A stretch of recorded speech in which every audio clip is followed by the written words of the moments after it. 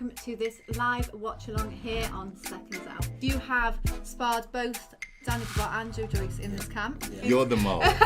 Firstly, there's no mole business going on, I was just there for sparring, no intel or anything like that. I wasn't an undercover agent, So I sparred AJ a lot over the last couple of years being on the GB squad. From a coach's point of view, I was very impressed with what I saw. Cheers. No, thank you. I'd just like to say a massive thank you to my team and, like I said, Will Jones and Kevin. I know I keep mentioning them, but this camp, listen, I done exactly what they said. Maybe, obviously, not switching up the gears, but there's something to work on. Obviously, I'm not going to be a change fire in just one camp. It's going to take me a few fights to do so. So God willing, inshallah, I'll get there in the end, man. Thank you very much. Well done. Things are going well and I'm looking forward to the fight, and I'm increasing my rounds every week in sparring. I'm leveling up each week. Not long away from going to have another camp with Fury, so I'm just about to go there. I'm there on Monday, so we're going to be there for 4 weeks. It's going to be good just to get in with someone like Fury again, just learning from him. I just turn into a sponge when I'm around anyone like that. It's sponge time, just soak it all up, learn, and hopefully got some big news soon.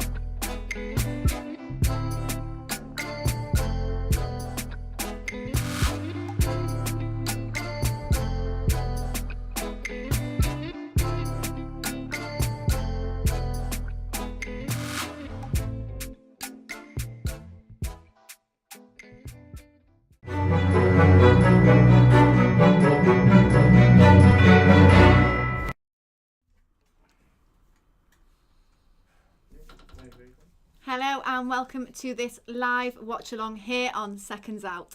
It is fight night. We are here to see Anthony Joshua defend his heavyweight world titles against Kubrat Pulev. See if you can do it. It's finally here. But before we talk about the fights, we're also going to be covering some of the undercard fights. It's all happening at the Wembley Arena in front of 1,000 very lucky fans. But before we do with that, I want to introduce our guests tonight. Joining me, Ali Drew, in the studio, we have heavyweight prospect George Fox, who is also our regular panelist's son of Don Charles. I have to put that out there because Don is normally with us. And we also have boxing fan, pundit and author Keith Fraser. Guys, how are you? Very good. Happy to be here. Welcome. Well, welcome. Thank you, Ali. Listen, you said there were 1,000 lucky fans at Wembley. They may be lucky, but they're not as lucky as me being with you guys. I'll be honest. That's it. Listen, this is an absolute pleasure. So right. What can I say? Come on. Don't ever underestimate your own worth. That's what I say, So right. So yeah, before we talk about tonight's fights, just want to talk a bit about you guys. So George, as I said, you're Don Charles' son. We know Don's been brilliant the last couple of watch-alongs. He's been great. So just talk to us. Obviously, heavyweight prospect. You're 3-0. How's training been going? Yeah, training's great. I mean, just off the back of having camp with Tyson Fury, back into the UK now. And look, we've got some big news coming next year, so can't tell us tonight. Can't say too much just yet, but yeah, we're gonna have we've got a lot happening, and I'm looking forward to being out there. Yeah, because this year, I think your last fight was November last year. It was, yeah. So obviously frustrating year. Have you sort of used it to as best as you can? I mean, yeah, it's been very, very frustrating. I mean, I've used the time to prepare. Like I said, I've had a couple of great camps, one in Vegas with Fury, one in Morecambe. I've done a lot of training, a lot of work with my dad and my team around me. So yeah, we've been preparing, even though we've had a setback on paper. It's given us time to reassess and to keep making strides. So yeah. And which camp did you prefer, the Vegas or the Morecambe? Morecambe. Funnily enough, Morecambe. Most people wouldn't say that. Vegas is the bright lights, it's the big, it's show business. But Morecambe was down to earth, isolation, hard training. It's more focused. I learned a lot more on Morecambe, so yeah, great. It was nice to be called back as well. It's a bit of like, I suppose, validation that you've had the first camp and you get a call back to come back again shows, they were happy with my performance and stuff. So. And what's it like being in camp so often with Tyson Fury? Yeah, generally, lovely man, lovely guy. I learned a lot from him. He's kind of taken me under his wing, given me a lot of advice, and I mean, his boxing everyone knows about. Great fighter, and yeah, someone great, I suppose, role model to look up to and learn from. So, yeah. Perfect. So a big year next year. Big year, yeah, very exciting. Big year. Can't wait to see. Keith, welcome to the show. So as I said in the intro, you're an author. And we've got your book on the desk. We've got it here for everyone. There it is. There it is. There just tell us, about your book and also what you do, because I saw that you call yourself a motivational entertainer, which is the first time I've ever heard that. So just tell us a bit about you. Well, I like to be the first for everything. I mean, first of all, let me correct you, Ali, because this man is not Don Charles' son. Don Charles is George Fox's father. That's it. Am I right? Okay, let's get things right here. We've been done with Don. This is the way you've got to look at things, okay? You're talking about the future heavyweight champion of the world, and that's the way you've got to speak, right? Thank you. Sorry to correct Don you. will be ringing now. Sorry to have to correct you. So this book, this is what I call a book. Why? Because this tells you how it is. We live in a society full of snowflakes. We live in a society where people are afraid to say what they want, afraid to be what they want to be, afraid to do what they want to do. Well, listen, I'm putting my foot down here and I'm saying no, enough is enough. People are frustrated in the world. People are angry. And at the end of the day, if you could be authentic, if you could be fearless, unapologetic, think how everyone could be. If just everybody took on the cojones mindset, the ballsy, go for it, grow a pair mindset, I believe that the whole world would be happier, because they wouldn't just look back and regret. They'd think, you know what, I had a go. I went for it. I said what I wanted to say. I was able to be what I wanted to be and do what I wanted to do, and I didn't have to apologise to anyone for trying. That's the ultimate thing about the book. And as you can see on the front of the book, you've got a big name. Someone who George knows very well, and George is a big fan of, Mr. Arsene Wenger, Arsenal's greatest ever manager. We both support that great football club. Well, he's got on the front of the book. Keith is certainly true to his message of audacity and perseverance, which is true. And I was audacious and persevering to get him to say that. And also on the back of the book, you've got a lovely quote from Mr. Barry Hearn, who's probably at Wembley Arena. Again, he's lucky, but not lucky as us. Yeah. Alistair Campbell was on here as well. So this is the book which literally says it as it is. And where can people buy it? Where can people get it? You can get it online, anywhere, Amazon, Waterstones, WH Smith. You better get a move on. Christmas is coming, in a couple of weeks? And you want this, even though you might have to squeeze it into the sock, but it will fit well under your tree. And I tell you what, with 2020, You're good. With 2020 being the year of COVID, and unfortunately we've had a terrible year. It's been a terrible year for everyone. You take some of the things that this book tells you. I promise you, 2021 and all the years coming after will be a lot better for you and for all of us. Well, we've got our copies, so we're going to be reading that when we finish. So yeah, make sure you get ordering his books called Grow a Pair for Success. Straight to the point. Cojones, Grow a Pair for Success by Keith G. Fraser. I don't know where the G comes from. My middle name actually it begins with a G, so maybe it sounds very Michael J. Fox, doesn't it? Maybe I'm I fancy myself a bit Hollywood, but no, I don't. I'm just enjoying myself tonight. Looking forward to the big fight, Ellie. Well, yeah. So the big fight obviously is happening. Anthony Joshua returning to the ring, first time in a year. He obviously, a lot of people have been out of the ring this year. As we say, it's been a nightmare year. This is the first show. It's the last show in the UK of this year, and some crowds, 1,000, have returned. How important do you think that is? Obviously, it's not what Anthony Joshua is used to. This is going to be the most intimate show Anthony Joshua will ever do, probably. Well, fingers crossed. We don't want to go backwards to no fans. But how do you think? How important is it that those fans are there? Look, to be honest with you, as a fighter myself, a fighter's mindset, you should be prepared, irrespective, regardless of the environment. Once you step in that ring, you're alone. Like when I'm in, I don't really hear anyone anyway. So when you're in there, you're with your team when you're between rounds, and other than that, it's up to you to perform as soon as that gumshoe goes in. So I don't think it will phase him that much, to be honest with you. But again, it's up to personality types. Certain fighters probably need that extra motivation externally. Others probably intrinsically can, inspire themselves to perform. So we'll see. We'll find out tonight. But I'm sure he'll do the business. I mean, he was a very good amateur, which he would have experienced the lack of crowds, I guess. But this year, there has been a few upsets, which could be down to the lack of crowd and support, which some fighters really use and they need. Yeah, no doubt. I mean, I've seen it across fighting sports actually. Even in UFC, MMA, we've seen a lot of upsets and fighters that maybe usually would crumble under pressure, all of a sudden having that weight off their shoulders to just focus on the in the ring performance. So yeah, we'll have to find out, but my money will be on the favourite tonight. So yeah. Can I just say, George? I mean, professional sportsmen. I'm not one. You might know that. I wish I had been. But the professional sportsmen, in my opinion, are not just sportsmen. They're entertainers. They want to perform to a crowd. Yep. What you didn't mention, Ali, is I do a weekly tennis podcast called Rock and Roll I've Tennis seen. with the former British #1 and BBC pundit John Lloyd. Now, we discussed it very much, and I consider there's a lot of parallels between tennis and boxing, because tennis, although it's non-contact, it is gladiatorial. And it is a massively different dynamic to not do it in front of supporters, your own fans or maybe opposing fans.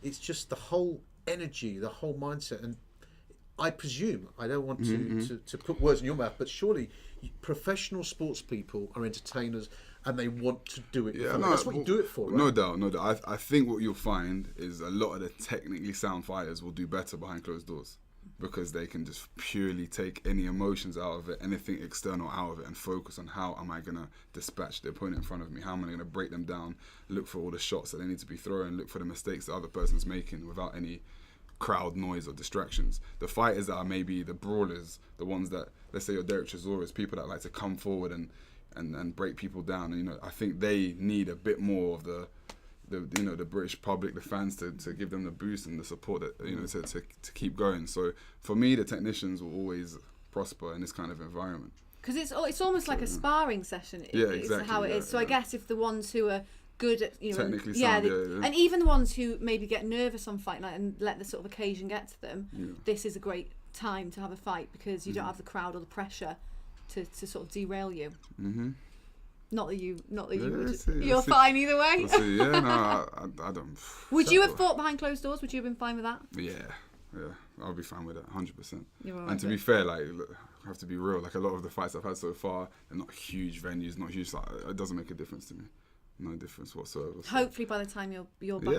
I've heard some good rumbles that there should be fans back, but we're all in the same boat. We'll have to see what happens. I mean, it's great for the 1,000 that are there tonight seeing this. It is great. But not as lucky as us. But not as good as being here with us, obviously. They're probably going to frame their tickets. I mean, 1,000 people out of 20? No, actually, Wembley Arena is 15,000. They're all spaced really far apart in little. But I mean, it would have been at the O2, wouldn't it, if it wasn't for COVID? Yeah, it wouldn't be. It wouldn't be at the Arena. But it's interesting. You said as a technical fighter, you think you would have done. You think that it's easier with no fans. So I think so. As a technical fighter, what are you going to do when you're packing out Wembley Stadium? No. Like I said, that's not a problem. Whatever the weather, we're going to win. But I'm just saying, if technical fighters will find it easier in this environment than a fighter that relies on, like I said, external factors, motivation and stuff. So yeah, we're good. Behind closed doors, in the park. How do you think AJ's going to deal with it? Wherever is what it is. How do you think AJ? Because he'll be right. He's got that kind of mentality. I honestly don't think. I actually think he'll be better. And he's had so much amateur experience where he wouldn't have had big crowds, and he obviously was brilliant then. I think and also he's to that level. His mindset is so strong, especially now since last year's defeat and the sort of comeback. I think that his mindset's too strong to let the no crowd affect him. I agree with you. I think he gets a bit of stick for a few things, AJ, but I think something that people don't give him credit for is his in-fight management. Even if you look throughout his career, okay, yes, he had the Ruiz slip, but even when he fought Vlad, he's very, very, he's on the ball. He knows how to win. He knows when to take his foot off the gas. He knows when to take a deep breath and, compose himself and go again. I feel like tonight, from the experience of the Ruiz loss, I reckon he'll have enough caution, but he won't let that caution eat him, if that makes sense. He'll still be able to put his identity forward. So I reckon you'll see an explosive AJ tonight. That's just my opinion. You never know. It's heavyweight boxing. So I know. I'm excited. And before we talk more about tonight's fights, there is another show before the end of the year, big show, which is happening next weekend on DAZN. It is Canelo versus Callum Smith. That fight is finally happening. I know Callum Smith's wanted it for a long time. I mean, it's going to be great for Callum Smith. Obviously not the fight week that he would normally have of a Canelo fight. You know, there's going to be I think there's going to be quite a few thousand there, because in America I think they're sort of further ahead than we are. But there's still not going to be the numbers that would normally be there for a Canelo fight. And he's only had 4 weeks' notice. What do you make of this fight? Well, look, I think Canelo's is a great fighter, a great boxer. I have to go out on a limb here and say I'm not a fan of Canelo after the issue with him being banned for 6 months. If he was cheating, to my mind, it should never have come back. I don't care how big a star. If you're cheating, there is no place for cheating in any sport. At the same time, he is a very gifted fighter. Smith, well, he's tall and rangy, and he is a more natural at that weight. Is he ready? 4 weeks notice, was it you said? 4 weeks, yeah. Listen, most boxers need a good camp, but having said that, during this year, you would have thought that anyone leaving, and you mentioned it yourself, George, when you've been, if you like, isolating, you've had chance to sort of recoup, to understand, to work on things, and to rest and heal as well. A lot to rest and heal. So we don't know I don't know enough to know how he's been working on things in the background. At the same time, I was genuinely looking to see Billy Joe Saunders take on Canelo. In my opinion, Billy Joe Saunders could have beaten Canelo. Billy Joe Saunders is a tremendous technician. It's stylist styles. Yeah. So do you think Billy Joe would beat Callum Smith? No, this is when it gets interesting. You see, I personally, because obviously Callum Smith is don't. number 1 in the division. I mean, Callum Smith is a big. He's huge at the weight. Yeah, he's 6'3". He fights on the inside, which is my concern with him with the Canelo fight. He likes to give away ground. He's not a 6'3" fighter that stays behind his jab and has great distance control. He likes to tuck up nice and tight, catch shots and counter off them. He's one of the best catch left hooks that I've seen in a long time. So, I mean, I think he's going to be a lot more problematic for Canelo than people think. I don't think it's going to be an easy fight for Canelo whatsoever. Yeah. However, I do agree with Keith. Stylistically, Billy Joe is the kind of person that would give both Canelo and Golovkin serious problems purely because of his movement style. And when you look back at people that Canelo struggled against, Floyd Mayweather, for example, Canelo likes to set his feet to punch. He fought Lara as well and won a very dodgy decision. Anybody that's mobile and can box on the move, he's always going to struggle with. So I think Callum Smith stylistically does kind of fall into a fight that he would like to fight. That's going to stand there. Tall and rangy, he quite likes as well, doesn't he? Yeah, so I reckon Canelo will get the win, but yeah, Billy Joe is definitely an avoided fighter in that division. Although, because obviously the Billy Joe fight was meant to happen in May, it had to get cancelled because of COVID, and then Billy Joe, I think, was offered the fight but said it wasn't enough notice. I think I spoke to Joe Gallagher, and I think Callum has stayed in the gym. He keeps his fighters in the gym, I think, and they maybe had an inkling that it was a possibility, so he maybe stepped up his training. 4 weeks still isn't ideal, especially when he's had to fly out, like a week or so before, and it's all going to be very restricted when they're over there. There's a limit to them going outside after they've had their tests and stuff. So it's not going to be an ideal build-up for Callum Smith, but I think that's the plan from Canelo. Yeah, no doubt. As an A-side fight, we've seen people do it in the past. We've seen the Klitschko brothers do it. We've seen Floyd Mayweather do it. I think Floyd Mayweather did it to Canelo. Exactly. So he's just the doing blueprint's it. there. They can offer a purse that no other fighter can. You couldn't get that kind of money you're going to get in any other fight. So that allows them a bit more flexibility in how they call the shots. So as a fight, it's up to you to, like you said, stay in the gym, stay conditioned. It's not ideal, but when an opportunity presents itself, sometimes you have to try and grab it, especially if it's going to be for world honours. Yeah. So yeah. But what about size, though? I mean, look, that has to be an advantage. Yeah. Look, Canelo's very good. Is not a traditional super middleweight. Let's get it right. He's All right. very I know good he won light with heavyweight very against tall, Kovalev, but tall fighters. He suits styles fighters who are very tall and rangy. Canelo's very good 100%. He is very 100%. good against. His But record. the funny, Callum is not rangy. That's the funniest thing. That's why I yeah. think the potential banana skin is that he is very explosive in the pocket. Very, very explosive. He can, like I said, his catch and counter game is second to none, honestly, especially that left hook. So he's got great body shots of his own. It'll be interesting. I expect Canelo's skill set to be a bit too much for him, but I don't think it's going to be like, you know how he fought Rocky Fielding and stuff in the past. It's pretty much like a steamroll job. Yeah. I don't reckon it's going to be. But George, do you think, in all seriousness, I mean, I watched both the fights with Triple G. I thought Triple G won both of them. I didn't, but I mean, it's the first one. I thought he won both. The first one I edged Triple G. The second one I thought Canelo won, but yeah. And again, look, Billy Joe Saunders to me is so frustrating, because to me he is possibly the best and certainly most talented middleweight we've had in this country since we talked about him or Bomber Graham talent-wise.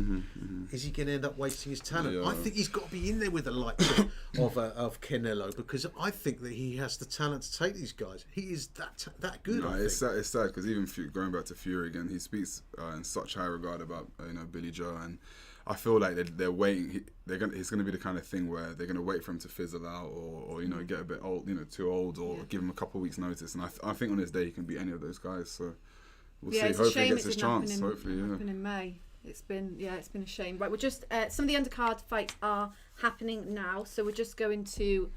Well, we've got the walking out. So we've got Hughie Fury against Marius Vac now. So we've got the tail of the tape to come up. So we'll just have a look. So Hughie Fury 26, Vac is actually 40, so he's quite a bit older. Fights, Hughie Fury's had 27, 24 wins, 14 by knockout. Vac has had 42 fights, 136, 19 by knockout.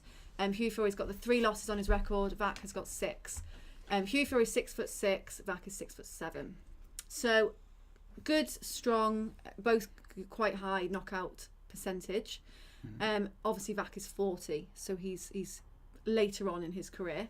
Although there's a lot of heavyweights at the moment who are around the age of 40. Obviously Pulev tonight's 39, Povetkin's 40. So what do you make of this fight? Yeah, I think, like you said, on the age topic, a lot of heavyweights, you mature later, between 32 up to, let's say 40. So, this fight, I expect Hughie to win on points. I've sparred myself with Marius Vac, very, very tough man, durable. In the greatest respect to him, he's like a punching bag, though. He doesn't really offer much offensively. Lovely man, tough man. Fury, again, he's got a 50% knockout ratio. He's not the biggest puncher, but, coming from that start, Peter has trained him in. Great behind the jab, flicks a lot of punches, and I feel like he'll just have too much work rate for Vac tonight. And I think they've both taken losses, but premium losses to like top operators. They haven't lost to anyone that's, below world level, so what do you make of Hughie Fury? Is he just the sort of poor man's Tyson? Fury, not Tyson. No, I don't like to be too harsh. No, I don't want to be too harsh. I don't like to be too harsh, because a poor man's Tyson Fury is still a very good fighter. That still Trust could be, me. that's right. So that's how I'd answer. That's how I'd answer that. But yeah, I think he has to add a bit more substance. He boxed in a style similar to how I approach boxing as well, so I'm not going to knock him. Great jab, good movement. Bit of a war with Pulev. Yeah. Bit more of a war than you would expect, isn't it? He took him the distance, had a cut early on, still kept going. He is tough. He can mix it up. He's a tough man. A good mindset on him. We'll see. Tonight I don't expect him to have many problems. I don't think Vac is a offensive threat. He's a tough guy, like I said, durable. But yeah, I expect. Well, Peter Fury and Hughie Fury said they're gonna showcase a new Hughie Fury, which we've heard before. They've said that for the last couple of fights. But that's apparently he's got a new style they're going to sort of showcase tonight. But before we watch this fight, we just want to show you a little video of the weigh-in yesterday. It all kicked off, quite a bit of drama, so just take a look.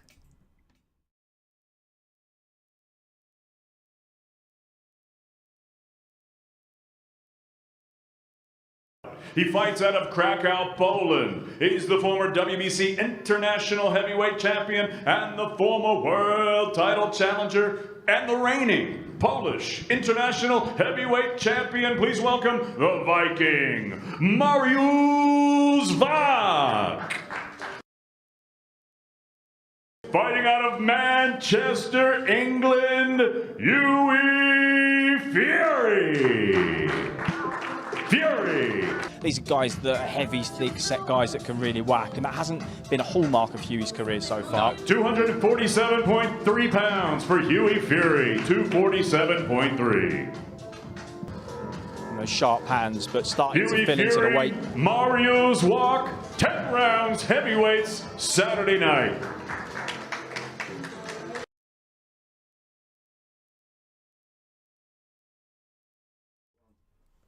So the fight is just starting. That weigh-in was only for this fight, but it kicked off between Anthony Joshua and Pulev, which we'll be able to see later. It was all all going off. Apparently after the weigh-in, everyone left. It was still carrying on. They were shouting all sorts. But we've got Hughie Fury in the ring with Marius Vac now. George, you're going to be scoring. I am. Scorecards. So give us your predictions, because I've got the comments. So send us some comments with your predictions and the scoring as you're going. Let us know your thoughts. Any questions you've got as well. What time is the AJ fight? I think it's going to be about 10:30, but it depends obviously on if there's knockouts in the next 2 undercard fights. Someone's saying Pulev's looking about 50 years old. Okay, does anyone else, right, just talking of Pulev, I put a poll up yesterday saying that I think he looks like Jamie Moore. And majority of people said yes. That's a good point. That's a good shout. I've never thought of that before. Yeah. Although there's a look. Embarrassingly, Jamie Moore commented saying no. He voted no. Okay. But I was like, but he said he's had it a lot. Like people say it a lot. So there's a look. Think yes, 100% there's a look. Although I think Pulev looks older, but Jamie Moore's 4 years older than him. So, but yeah, spits an image. There is a likeness. Definitely. So I mean, when they say this new Hughie Fury. What does that mean? That he wears a knee brace now? What are they talking about? I mean, apparently he's meant to change up his style, but they've said it for the last few fights, and we've not really seen it. So they have said it. Whether it's taken him a while to actually showcase it, I don't know. Listen, he's a slippery guy, Hughie. I mean, he's not an easy guy that anyone would particularly want to get in the ring with. Yeah, he's another spoiler. Let's not be around the bush. His style, he's a spoiler, but he's got a good skill set. A bit awkward on the eye. But, a great jab. I think they've been working on changing to the southpaw stance, as you see right there happen. He does that quite regularly. I have to see how this one goes. What is it about his style? I mean, look, you've been in the ring with Tyson a lot. Yeah. Tyson, his cousin Tyson, a lot. Yeah. What is it about their styles that would sort of make people say that they powder puff punch? Two people say that? Yeah, I mean, definitely. I think. I wouldn't even say they're not that similar. They have similarities, but Tyson now, especially under Sugar Hill and stuff with the Kronk style, he's becoming a lot more dominant. Like, believe me, even the transition that I saw from him from Vegas to Morecambe, he's taken big strides. He's a lot more authoritative now, a lot more front foot, a lot more dominant, and they're looking to stop people. So. But is that wise? But I think a lot of it comes from the fact they are mobile. They've got a good jab and they like to box on the move. So naturally, like we were having a discussion earlier, when you are boxing on the move, you're not always set or planted for the big power shots. But I like I said, I box like that myself, so I can't be too critical of that stuff. Listen, I was at your debut, George, and listen. I'm not going to butter you up, but I'll be honest with you. I enjoyed watching you. You fight you box, I should say, in the way that I like to see it. Yeah. The sweet science. I'm a boxing fan. I'm not a fight fan. I'm a boxing fan at the end of the day. And I like even people like Hughie Fury. Although the way he's boxing right now in his first round, he's not moving as much as I would normally expect him to. He's kind of standing there. So is this the new Hughie Fury? Look, I always believe, and I don't know if you agree with me. Stick to what you're strong at. Why fight as something that's not really your strength? I completely agree with you. Even in business, any rule, you focus on your strengths. Don't start trying to paper over your weaknesses and focus on areas that you're not particularly good at. But look, we'll see how the fight pans out. People asking he's been caught by a couple of right hands there. Is on Hughie Fury versus a nice jab from Wack there as well. But it's a bit like what I was saying to you, and a bit like what we were talking about in my book. You've got to be authentic, be true to yourself. Yep. Hughie Fury is more into the sort of box and move type of school. Yes. I don't know why they want to change it. Maybe they think that he needs to do more to win fights. He's lost 3. He's still a very young fighter. I mean, he's 26, so he's only lost. He seems like he's been around. I just saw then a stat that he started boxing at 6. So he's unbelievable, been, you sort of forget he's only 26 because he just seems like he's been around for so long. But that's the end of the first round. Have you scored it? I'll give that round to Marius Vac. I'm going to give him 10-9. I think he landed the cleaner right hands there. I mean, Hughie landed some good jabs earlier on in the round. Towards the last minute, Vac started to take over. So I'm going to give it to the old boy. 10-9. Fury a couple of times, he had a good last minute of that round. Is it he actually boxed at a higher pace that I've seen. Marius is usually very like grows into the fight, quite a slow starter. So Well, someone said, is it a new Hughie Fury or the same as usual? What are we seeing so far? Anything new? It's hard to judge him for one round. I'll give him some more time. Give him a bit of I haven't seen time. anything new just yet. I think he wants to plant his feet more and almost like trade, which I don't think is a good move. George. He's getting hit with a lot of right hands here. He's getting hit with a lot of right hands, like time after time. He can't seem to miss the right hand. I mean, Hughie's been since the beginning. He's been looking for this clubbing right hand. I'm not sure if you've picked it up. Every time he's holding a long bridge with the left, looking for this round the guard almost right hand. I'm not too sure that's a shot he should be looking for. I think he's going to line another one up here. I think he's trying to be more offensive minded. Yeah, he wants to come forward. As opposed to the old kind of school. Yeah, he keeps looking for this sort of like right hook, 6-punch. I don't know. There's 2 stone difference between them at the weigh-ins yesterday. You know, Vac is a big man. Yeah, he's a big man. Big difference. Does he punch hard, George? No, he's just a strong. He just you know when I say strong, not so much powerful, just a physically strong man. Like I said, very very durable. He's tall, 6'7", weighs a lot. You know, he's been around the block. He's been around. He's 40 years of age, highly experienced. Like I said, he's lost only to top operators. Lost to Vladimir Klitschko, Povetkin, Dillian White, Jarrell Miller, a couple others. I mean, lost on a split decision to Artur Szpilka in Poland. I think he had Szpilka down in that one as a close fight. So, he's only lost to near premium operators. Moving to South Korea starts now. Hughie Fury. So people asking when the AJ Pulev fight is on. It's going to be, I think, about 10:15, 10:30, depending on if there's knockouts. So we've got a couple of undercard fights. He's just coming forward more, Hughie Fury. Moving forward now, trying to throw the overhand right, which he's having some success with, but he's getting caught himself, isn't he? Yeah. I mean, it'll be interesting. They're fighting at a very, very high pace. We're in round 2 with a minute left on the clock, or 45 seconds. 10-round fight. They've got a long way to go. They're throwing a lot of punches already, so we'll see. Should be in a young man's favour, you would guess, but we'll have to see how it develops. What does he seek to gain for fighting this fight? Where does he go from here, Hughie Fury? Because he's had a world title shot against Joseph Parker. He's really clubbing his right hook. It's a very crowded division. Plus, they've got a certain George Fox coming up as well. So right here. Yeah, it's an interesting one. Someone like Hughie, it's a bit difficult to know exactly how they're going to map out his career, because obviously, like, he's had the Parker fight, which he lost on points. He's had the Povetkin fight, lost on points. Had the Pulev fight.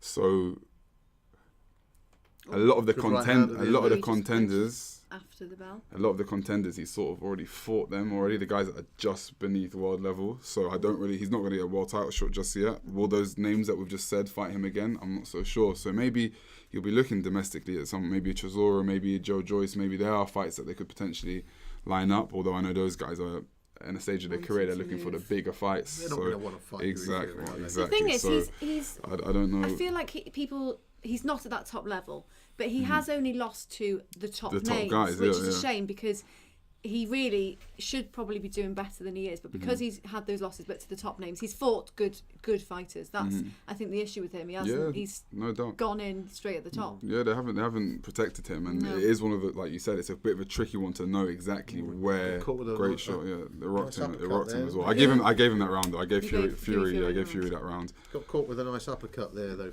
Yeah, great uppercut by Vac, but I think we're going into round 3, but the ref's having a chat with them. I think there was a little shot after the bell. There was a few shots after the bell, I think. Honestly, the real gentleman though. Having said that, Marius Vac, one of the nicest people I've met in boxing. So, really? Yeah, lovely man. I think Hughie Fury's nice as well. I would say the nicest, but he's cool. He's cool. He's a cool guy. Hughie Fury seems really nice as well. Yeah. You don't want to tell us who the opposite of that is. I don't suppose, George. Who the least nicest boxer is out there. I don't know if I met we won't talk about that. I don't know if I met them.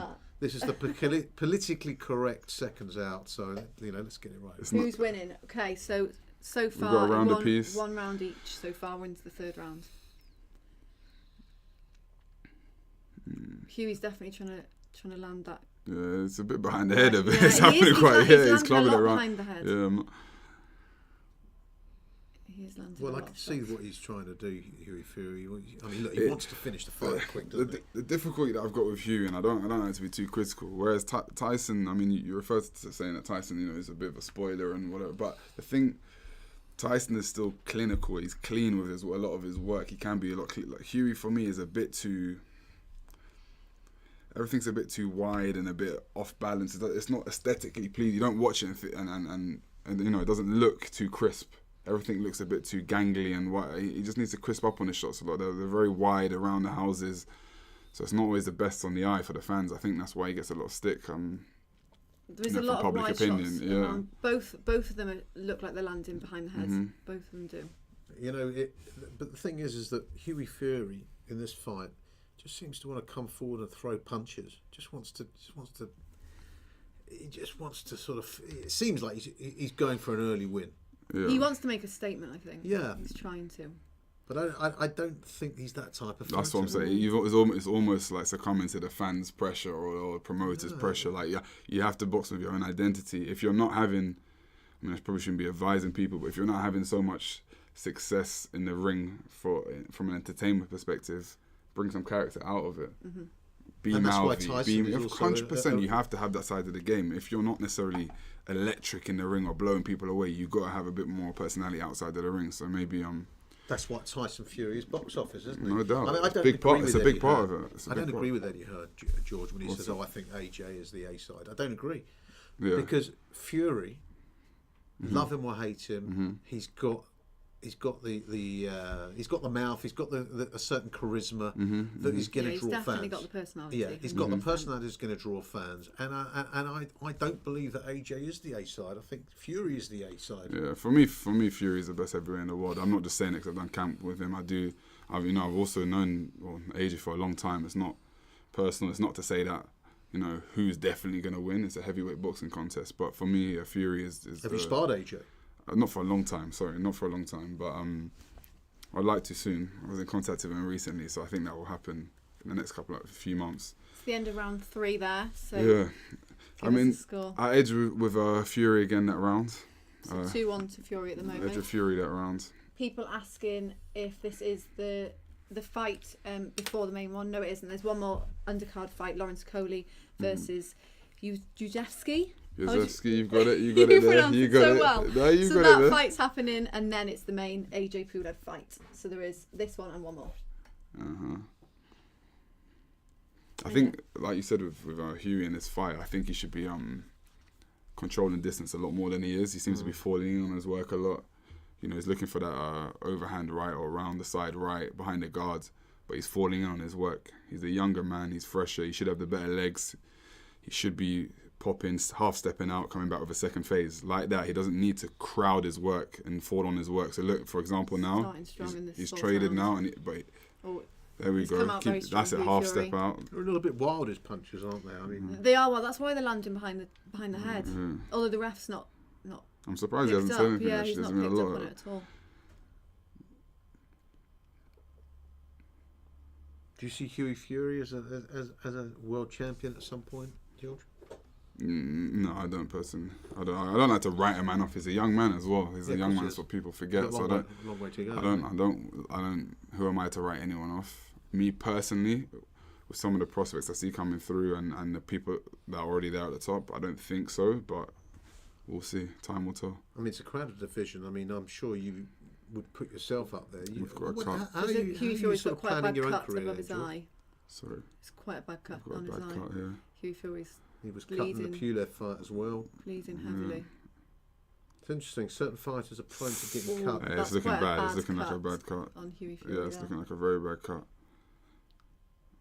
He was badly cut, wasn't he, against Pulev as well? Yeah, it was in the early rounds, and he did go the whole distance. Good shot. Don't fall on your work too much. But if you look at his face, Hughie Fury, the way his how do you say it? The bone cheek- structure. the bone structure. Yeah, I've You got look at that his issue bone as well. If you structure. look, I've got quite deep set eyes. I've just never been Like cut. the- yeah, the a very bone prominent brow bone. So Yeah, but you're I going to need be too quick. You're going to be too quick, George, Yeah. to get to Too get much cut. head movement But in all to get seriousness, cut. his bone structure, it seems to me that he is going to be prone to getting cut, Yeah. and that is an it's issue a for bad certain cut. fighters. Well, I mean, I don't know about his bone structure, but I think Ricky Hatton was always prone to cut. Yeah, definitely. Yeah, it's not ideal. And people, if they've They're got taking very a time big out now to- cheekbones, then like they'll get cut across. It's not so bad though when it's beneath the No, eye, that's isn't it? It's true. when It it's doesn't above, go it's across it. trickles. They're yeah. actually looking, And that's I think. that's a bad The cut. doctors It's a are very looking very at bad Oh, cut. that is I think they're gonna- nasty Yeah, cut. yeah, that's a very bad cut. I think I'll dear. be surprised if that carries on. Yeah, that's not a good cut. Ooh. Wow. And how was that cut caused? I do didn't you see think? it. All I saw was that a blood head? on Was that a back. head clash? It must have been because he does keep going close with his head. They've let the fight carry on, but it is only in the 4th round. Yeah, listen, I don't think that this is going the distance. This fight Not with that eye. No. And they do keep clashing heads. But he's a 'cause brave Huey keeps guy. going in. He's brave, Huey. Oh, Fury, tough, isn't tough. You're never gonna. Peter as well, very tough man, very very tough man. Teachers don't deal with quitters. Trust me. They don't deal with quitters at all. Like Peter, even. No, I'm sure not. Some of the stories I've heard of Tyson and stuff, the mindset is very much You just go. Yeah, keep yeah. going. If you're gonna lose, Although you're it gonna puts a be lot on of your pressure back in though, it. George. In the ring. Yeah. Southpaw stance, just pouring out the right hand at the moment. Huey Fury. He's Good catch hook from Vac though. It's strange, you know. You'd expect with two fighters that are like 6'6", 6'7", respectively. You'd expect them to be sort of boxing at range. You know, there's a jab battle. There's none of that really going on. It's almost like stand toe to toe, as you'd expect a kind of like Dillian White Chisora fight to go. It's been very much on top of each other. So and this kind of style, it ages a fighter quicker. Yeah, no doubt. You know, Huey Fury's he's cut a young very, man. very By the badly. age of 30, he could be an old man in boxing terms. Yeah, no doubt. Fighting like this. Yeah. Yeah, so people asking who's cut. Let's it's see Huey how the that's- cut. that's There's a cut. head clash, I believe. Yeah, there was a head clash. Oh yeah, for the yeah. Well, that was a cuts. nasty head clash. Yeah. So at the end of the 4th, who are you giving that round to? I'll give it to Fury again. I think he's just throwing more punches. There weren't that many clean shots landed that round, but I think the cleaner Oh, it work, was a nasty the head- cleaner head work did clash, come yes. from Huey. He started around very fast actually before that incident as well. So But George, if this is the new Huey Fury and he's putting himself in danger by fighting more up close, I think. Why does he want to be the new Huey Fury? Yeah, it's a good question. I think that's what like I said before. I think he succumbed to the pressure of Please yourself, fans. don't please the masses. 100%. You're the one in the ring. You're the one putting your health on the line, your life on the line. Do what you're good at, and but maybe having said that, maybe that that they've turned up to fight an opponent who they believe if they pile the pressure on, they could do well against. I think there's other people that he wouldn't fight this style against. I think if he had to fight, I keep referring to him, but like I said, Chisora, Dillian White, or someone that can fight in the closer quarters, I don't think he would try and fight like this. He'd be behind the jab again, on the move. So maybe he just expected to blow this guy away, but again, he doesn't have the punch power of those guys. Guys that you mentioned. I mean, Dillian the only two people I think that have stopped, or maybe three, is Povetkin stopped Vac quite late, pretty late. He had to really break him down, and then Martin Bacoli stopped him as well, from an accumulation of shots. So maybe they've seen that and thought, let's up the work rate. Some comments, people are saying Huey's smothering his work. Yeah, definitely. That's what. Yeah, no doubt about it. But then when he turns to southpaw, he tends to pour out that right hand. It's like a sort of half jab that Huey Fury is trying. It hasn't had much effect, to be fair. Vac's going for that eye. Oh yeah. In this position, that's what you would try to do. It's a pretty messy fight, to be honest. He was saying Pulev's 39. He's not 40. Yeah, he is 39. Yeah. Vac is 40. Pulev's 39. George, he's got a heavy cut on the left eye, Fury. If you're in his corner, would you tell him to fight? He's a switch hitter, or would you tell him to fight orthodox or southpaw? It's a hard one. There's a lot of variables there. Depends how defensively good he is as a southpaw. Maybe he's got offensive. I don't know Huey Fury that well to know.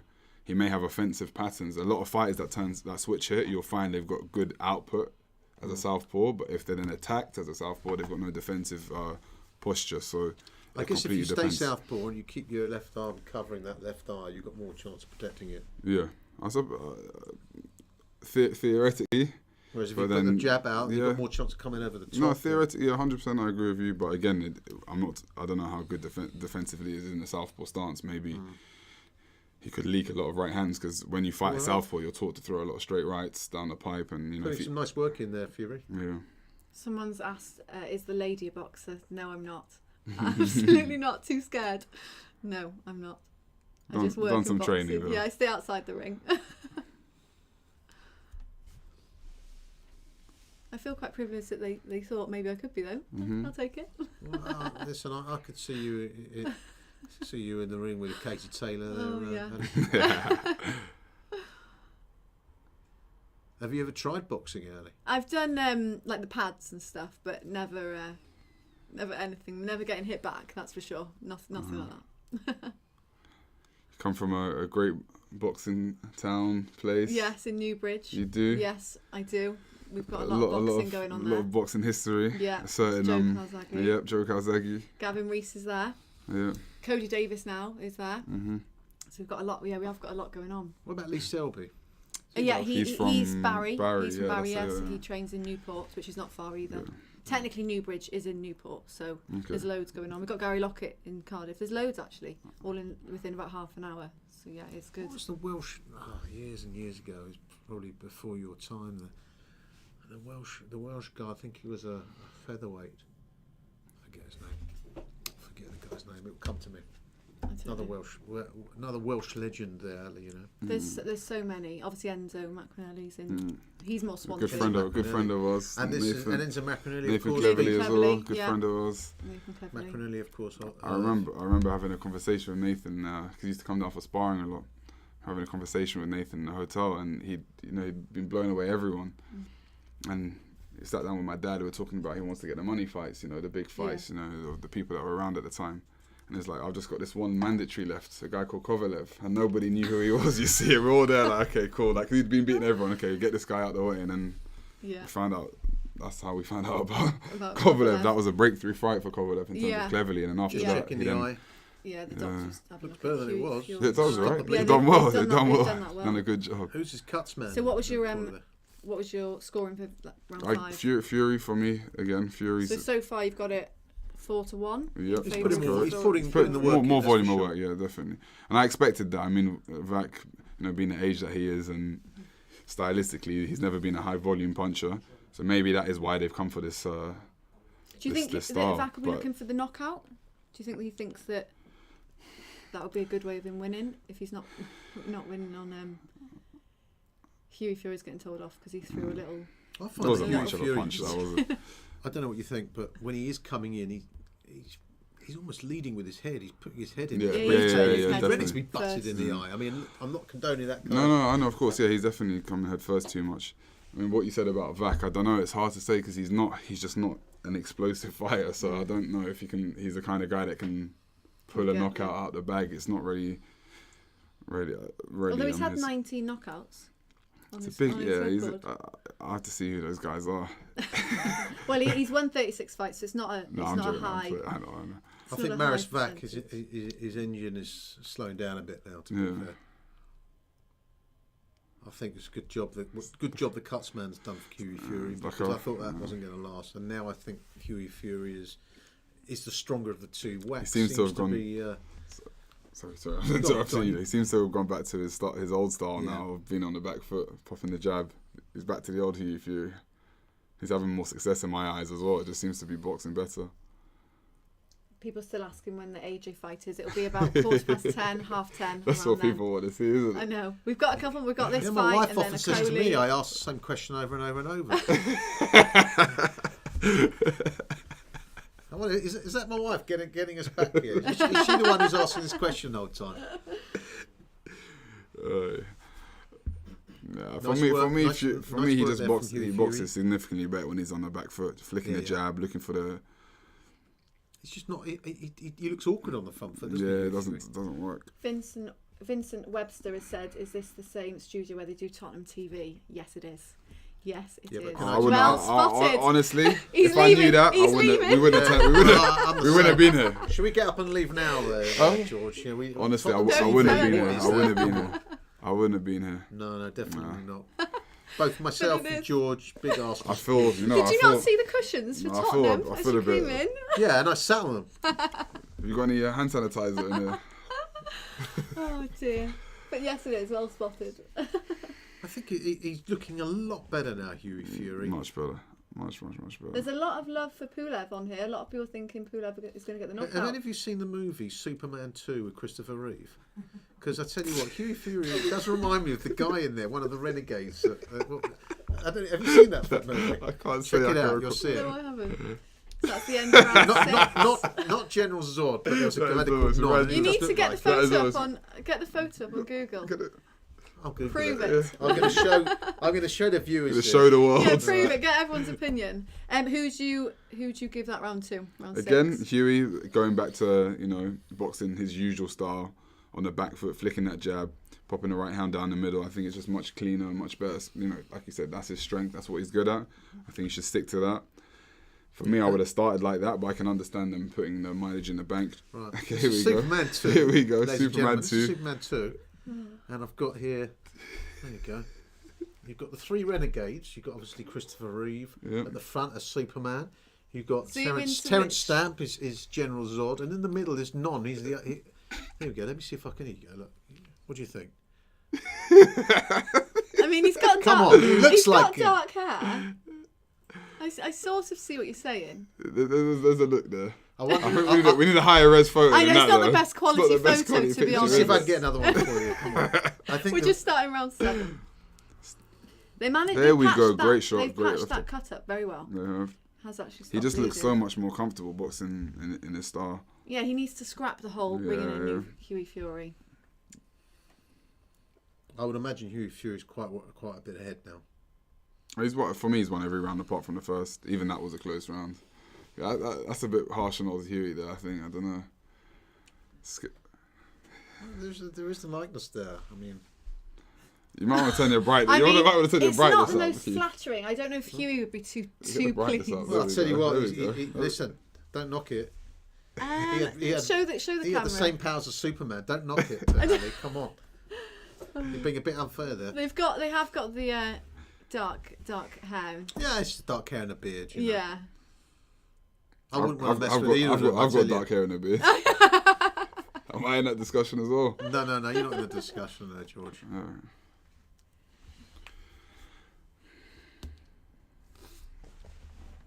In the southpaw stance. It's funny though how a lot of the fighters from the Peter Fury stable, they all have like Savannah Marsh. They've got Exactly exactly the same style. Yeah. You can tell it. It was like straight watching away. a female Hughie Fury. Right? You when, saw it, I yeah. thought she was brilliant. Oh, she was great. No, she was brilliant. great. She was great. But it is very, they've obviously, but Savannah said herself when she turned pro and she went to Peter Fury, she had the typical amateur, like hands up by here, and he made her like drop the hands, get the head movement. Yeah. So, Yeah, but I don't see Hughie Fury's head movement apart from in this fight. To be fair, into close distance of Maris Vak's head.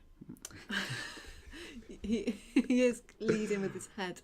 I know he's actually had less head movement than usual. To be fair, the lateral He's side normally to side very is good. usually quite. He's normally good. Yeah.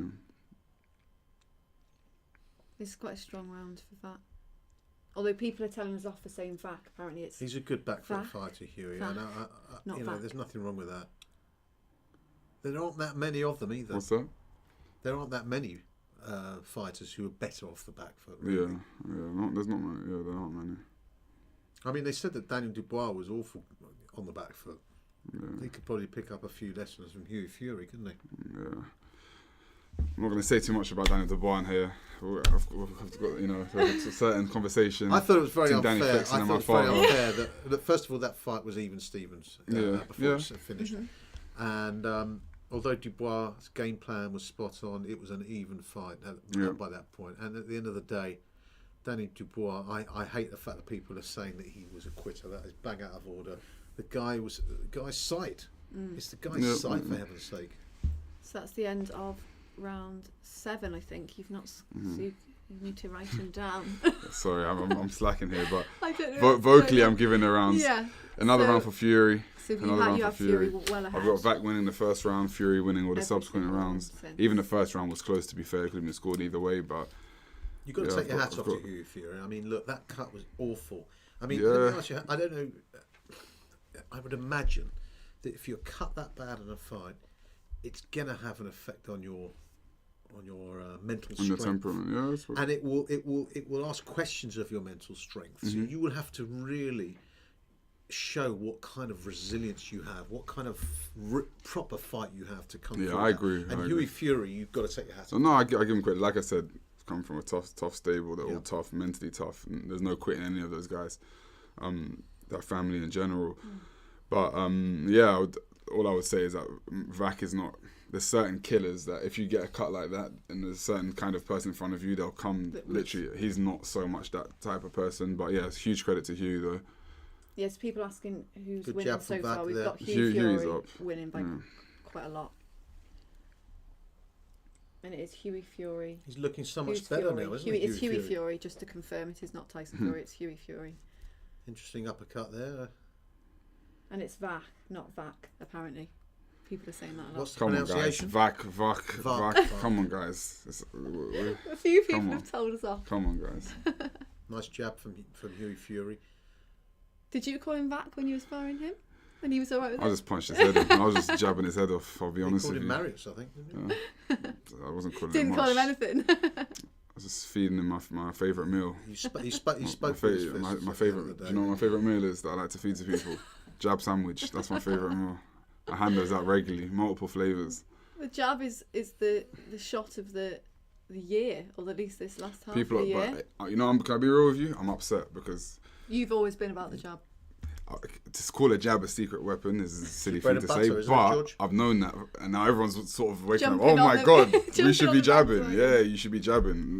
That's how you win fights. Like if you've got a good jab and good distance control, you're going to win the majority of your fights.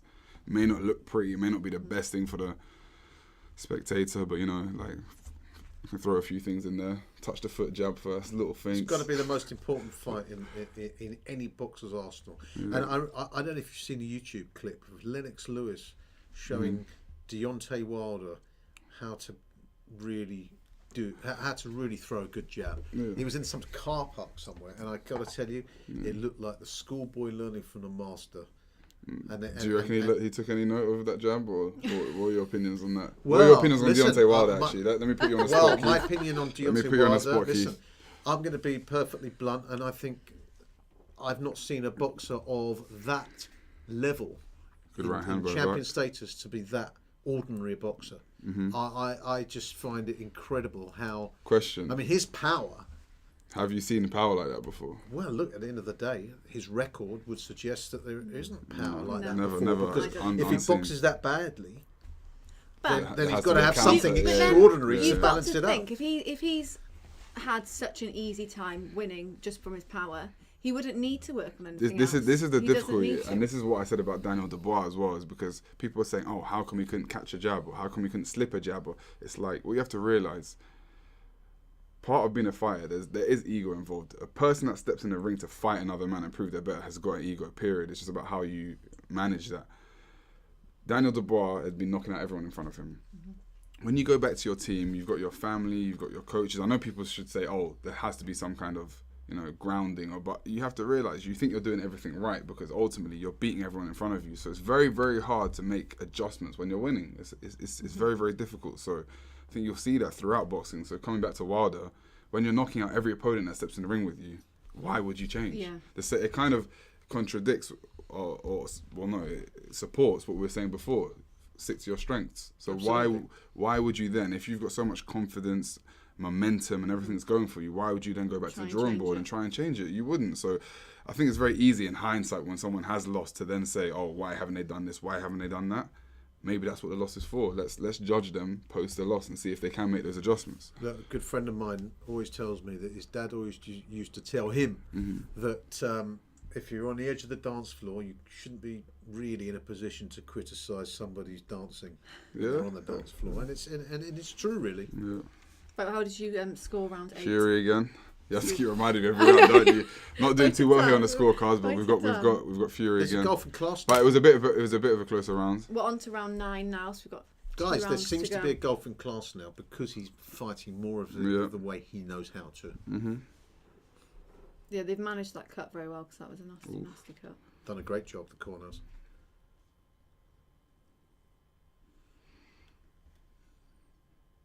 Let's see if Vak's going to try and pull anything out of the bag and apply some late pressure. He's on the front foot, but not having so much success with it. Apparently, the main fight is on at 12:30 in Bulgaria. Someone said there's a few people asking Bulgarian time when's the main fight on, but I don't know if this is fact. But someone said 12:30. I don't know if that means in the morning, in the middle of the day. No, I think it's they're 2 hours ahead, so I think it should be 12:30. Yeah, so 10:30 UK time. And then 12:30 in the morning. I believe so. Yeah. What do you make of the way that when he's in Southpaw, particularly, Hughie Fury sort of paws that right jab? I don't know what he wants to do with that. Really, he doesn't really have any conviction in it. It doesn't really set him up for any other punch. It's more just an awkwardness. I think a lot of Hughie's style is purely based on awkwardness. So I don't think we've seen much different tonight than we've ever seen. He's an awkward fighter. He should embrace the fact that he's awkward, and that's how he is. Like, it's not the most pleasing, like I said, aesthetically. He doesn't throw many combinations, does he? Not many combinations. There's not actually many. I thought I'd see a bit, a few more setups, a few more feints. Because if you notice Tyson Fury, his feints minimum 20, 30 times around, constantly feinting, and that's what you do. You offset the opponent, you get them to freeze. You see how they react. Do they step back? Do they stand still? And then you can set up your shots off that. With Fury, it seems to be quite one-paced, but he's getting the job done against a credible opponent. And good shots in this one. He's landing some good jabs. Great jab. Nice jab, right, follow through. Fury's landing some good jabs. I think he's got better as this fight has gone on. He started in a style that we weren't a fan of. Since then, I think he's really found himself. Lovely right, left, right. Happy Christmas, Edward. Thank you. I mean, look, this is Hughie Fury. Yeah, this is the Hughie Fury At the way he knows, and he looks comfortable doing it, doesn't he? No doubt.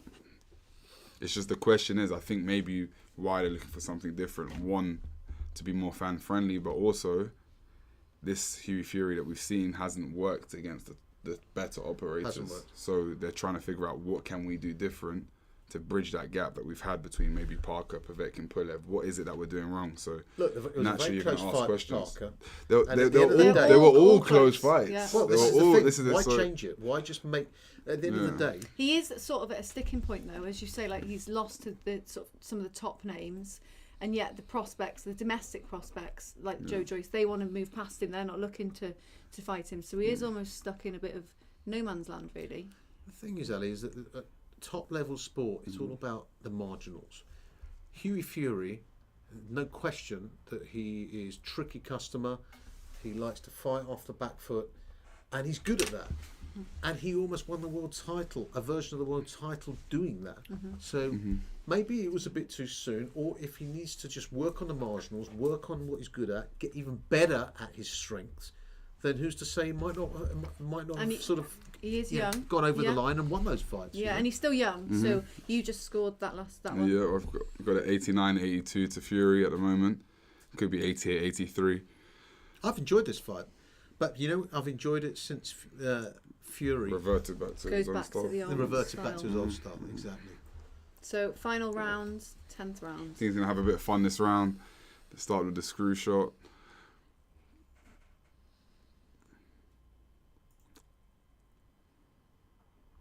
You're a switch hitter, aren't you, George? I can box as a southpaw, but more like pot shot as a southpaw. I wouldn't stand and stay in the southpaw stance. I could step off and throw a single shot. No, it's definitely useful for there's certain moves that I do. If I'm escaping a clinch, sometimes I turn into a southpaw stance and it gives me a better angle to throw the punch. But my predominant shape and foundation is in orthodox. I mean, it's a bit like, correct me if I'm wrong, I mean, I always say to my young boys, football, I said, work on your left foot. Yeah. It's great having a strong gives you more right options, foot. 100%. He shoots really well with his right foot. But I said, if you have that have that in your arsenal to be able to be confident with your left foot. It's going to make you twice as good a player. And it must be the same in boxing. If you have the ability to be able to switch from a southpaw to orthodox and be strong at both, that is an advantage. You're always going to be weaker though. This you're is taking away the difficulty. I agree with good you. Side. Sorry, you go. Yeah, I just think that if you're gonna, it's good if you can do both, but to almost force it if you're not naturally, if you can't naturally do it, it's almost taken away from your strengths. Yeah. Yeah, I'm more sorry to interrupt. I'm not talking about when you may be at this level. I'm talking From a about foundation. No doubt. If you build that foundation as if I had a chance again, I reckon I would have been, doing that drill from a young age. I mean, I even do things now, like weird things like brushing my teeth with my left hand, doing things to just recruit certain. Get it. Yeah, it definitely helps all of these things. But yeah, I don't know. You see Terence Crawford, he can box southpaw orthodox identical. There's no weakness in either stance, so it definitely gives you more options. Ronnie O'Sullivan in snooker. 100%. But then likewise, you can make the argument. Nice combination. You can make the argument for all the people like Maradona, supremely left-footed; Messi, supremely left-footed; Ali never came out, always stayed an orthodox guard; Lennox Lewis always stayed an orthodox. So I get that. But I'm just saying, it's hard advantage. to If I was teaching a young kid to box, and I'm obviously not a boxing trainer, but you would, if you could instill into them that you can do both, or maybe not, even if you're going to go into southpaw and not be quite as good as you are, but have the ability. Why not? It's an advantage, and it gives you another option in a bout to be able to try something different, give you more options. Yeah, no, it definitely gives you more. It gives you more options, more angles, more possibilities. So it's definitely something, like we said, shouldn't be ignored. Hugh's had a very good round in this. There's not a lot of fighters in history that could do it. I mean, Prince, like Naz, for example, he was a great switch hitter, but defensively he wasn't too great. It was more just a reflex-based defense. It was reflex. It wasn't. That's the end. That last round was definitely Hughie Fury. Harold Graham was also very reflex-based, but the only thing is his reflexes were extra special. We're just going to go to the 100%. Points decision, but we definitely had Hughie Fury winning that. How did you score it, George? Had Hughie winning 99 to 91. Had it as a relative shutout. Dropped 1 or 2 rounds at most. I mean, I think he's going to get the unanimous decision tonight. You know who won the fight, George? What's that? The Cutsman. The Cutsman. Very good. I thought they were going to stop. I thought they were going to have to stop it. Yeah, we were convinced, weren't we? When I thought that was going to have to stop. That was very good. He's good at fighting with a bad cut. He's very tough, Hughie Fury. Tough man, very tough. I mean, will that become a weakness? I mean, I don't know if it was the same side of the same eye that was open, almost like that against Pulev. I don't remember which side of which maybe one of the viewers could text us and tell us which eye it was, but maybe this is going to be some sort of weakness and maybe need it operated on. I know there are some ways which some surgeons can strengthen. Strengthen the eye. I think they did so with Richie Hatton, didn't they? Can help, but when you've got 10-ounce gloves on against 18-stone men. If it's going to happen, it's happening. I would have to see how good the surgeon is, because I reckon if an AJ hits you at 17 stone, I think it's going to undo all that. Well, you know what the greatest way to handle a cut, or to don't get hit. To prevent. Move your head. Don't get defend. hit. Move those feet. Yeah. 100%. Listen, here we go. We're going to get the scores. I'm about to show you guys a fighter's diet. What you guys should be doing. Don't forget your sugars, kids. Listen, when I ran the London Marathon, you had people lying in the streets giving you jelly sweets. babies, and same when I did it. Yeah. I never took them actually, because some people say they might be spikes, but. Really? With what? I don't know. We weren't in the elite race. No, I wasn't. I was taking everything. No. I was struggling. I like jelly babies as well. That's like giving me anything, even if it is spiked, let me know. Right, just go into the decision now. There we go. Yeah, listen. Let's get these on. Unanimous decision to Hughie Fury. So he gets unanimous decision. What was the score though? Missed it. We missed it because we were talking. Typical. Sorry. 99-91 for all three of them. What was it? Is that what it? 99-91. Is that what they scored it? Yeah. Listen, I taught me and scoring. He knows. One thing, Don. I'm not sure if Don gave you the heads up. My dad at scoring is not the best. I'm your man. I'm your man. So it was a good performance overall from Hughie. Obviously, at first he did try and change his style, as they said, but probably better once he converted back. 100%. Yeah, he became comfortable after I think round 4 or 5. Went back to his old what he knows best, and it paid off for him. So yeah, can't fault him too much. I think naturally, like we said, we tried something new, didn't work to how they maybe planned it to. I think he wanted a knockout tonight, something explosive, but it is what it is. I think they shouldn't, in my humble opinion, they shouldn't try and make him become something he's not. They should just make him better at what he does and what he is, because he's damn good at it. Mm-hmm. What do you think is next for him? What do you think he should... They're talking about Chisora right now. That's what they're talking about. Yeah, that's what. But okay. If I was Derek Chisora, why would you fight Hughie? Why Fury? would you? Yeah, why would? I think that's the problem that Hughie Fury has. Why would he? A lot of fighters won't fight him. Why would they? There's no benefit to doing it, especially he's domestic. a hard night's work. Yeah. What's Derek Chisora in the game for now? He's not going to win a world title. He's not going to fight for a world title. He certainly doesn't want to lose to domestic rivals, though. That's the thing. So it's one of those ones like, why would you? You're not going to be offered a big check to fight Hughie Fury. He's a long night's work for anyone. It's not an easy night's work. So this is the one blot against boxing as a sport, is that fighters can avoid anyone they think they haven't got a chance against. Like I said to you, I'm a big tennis fan. Yeah. If you are a good player, you've got to face anybody. And unfortunately, this is the one negative about the sport, because if they need to fight, they should fight. And actually, I think Hughie Fury would beat Derek Chisora. I do as well. That's the thing. Stylistically, I just think he would. And there's nothing cynical. Derek's, been like a big brother to me for a lot of my life. But stylistically, Hughie's all wrong. That kind of style, being able to touch and move, and it's not a style that Derek has ease with. We've now got Lawrence Okoli coming up. Lawrence Okoli. Yeah. I know Eddie Hearn and has been sort of singing his praises. What do you think of him, George? Here we go. I'm gonna make a big statement. First of all, I feel sorry for Lawrence because he's supposed to be fighting for the world title tonight. Mm-hmm. Lawrence Okoli is the most underrated fighter on the British circuit right now, because again he has a problem of being pleasing to the fans. He's not a crowd pleaser. His style is not fan friendly. But I've seen Lawrence both in the gym fighting. I've seen him spar top operators. I'm not going to name them or expose them, but I've seen it, and he's very good. He's very, very good. Honestly, he's got a knockout power. He's huge for a cruiserweight. He wants to fight a heavyweight. He's going to come up. Yeah, he's got great distance control. Good boxing intelligence. Do you think that this fight, obviously this isn't the fight he planned for, because this is a last minute sort of step in. Obviously, the last opponent was tested positive for COVID, the issues that we've got. So obviously he's not going for that world title. But do you think that because he hasn't prepped for this fight that there could be problems? You never know. We've seen it before. We've seen it in the past. This guy's relatively unknown. I think the most known name on Yazevsky's record is Shawnell Winters, who's the same guy that fought Babic and fought Joseph Parker as well. He lost to 3 of those guys, but we don't know much about him, so who knows? We'll find out. Is just before, I'll tell you that afterwards, but we have actually got, this will be interesting, Danny Flexen on the line joining us. And it's interesting if you joined us for the last one. I'll explain all in a minute. I missed it myself.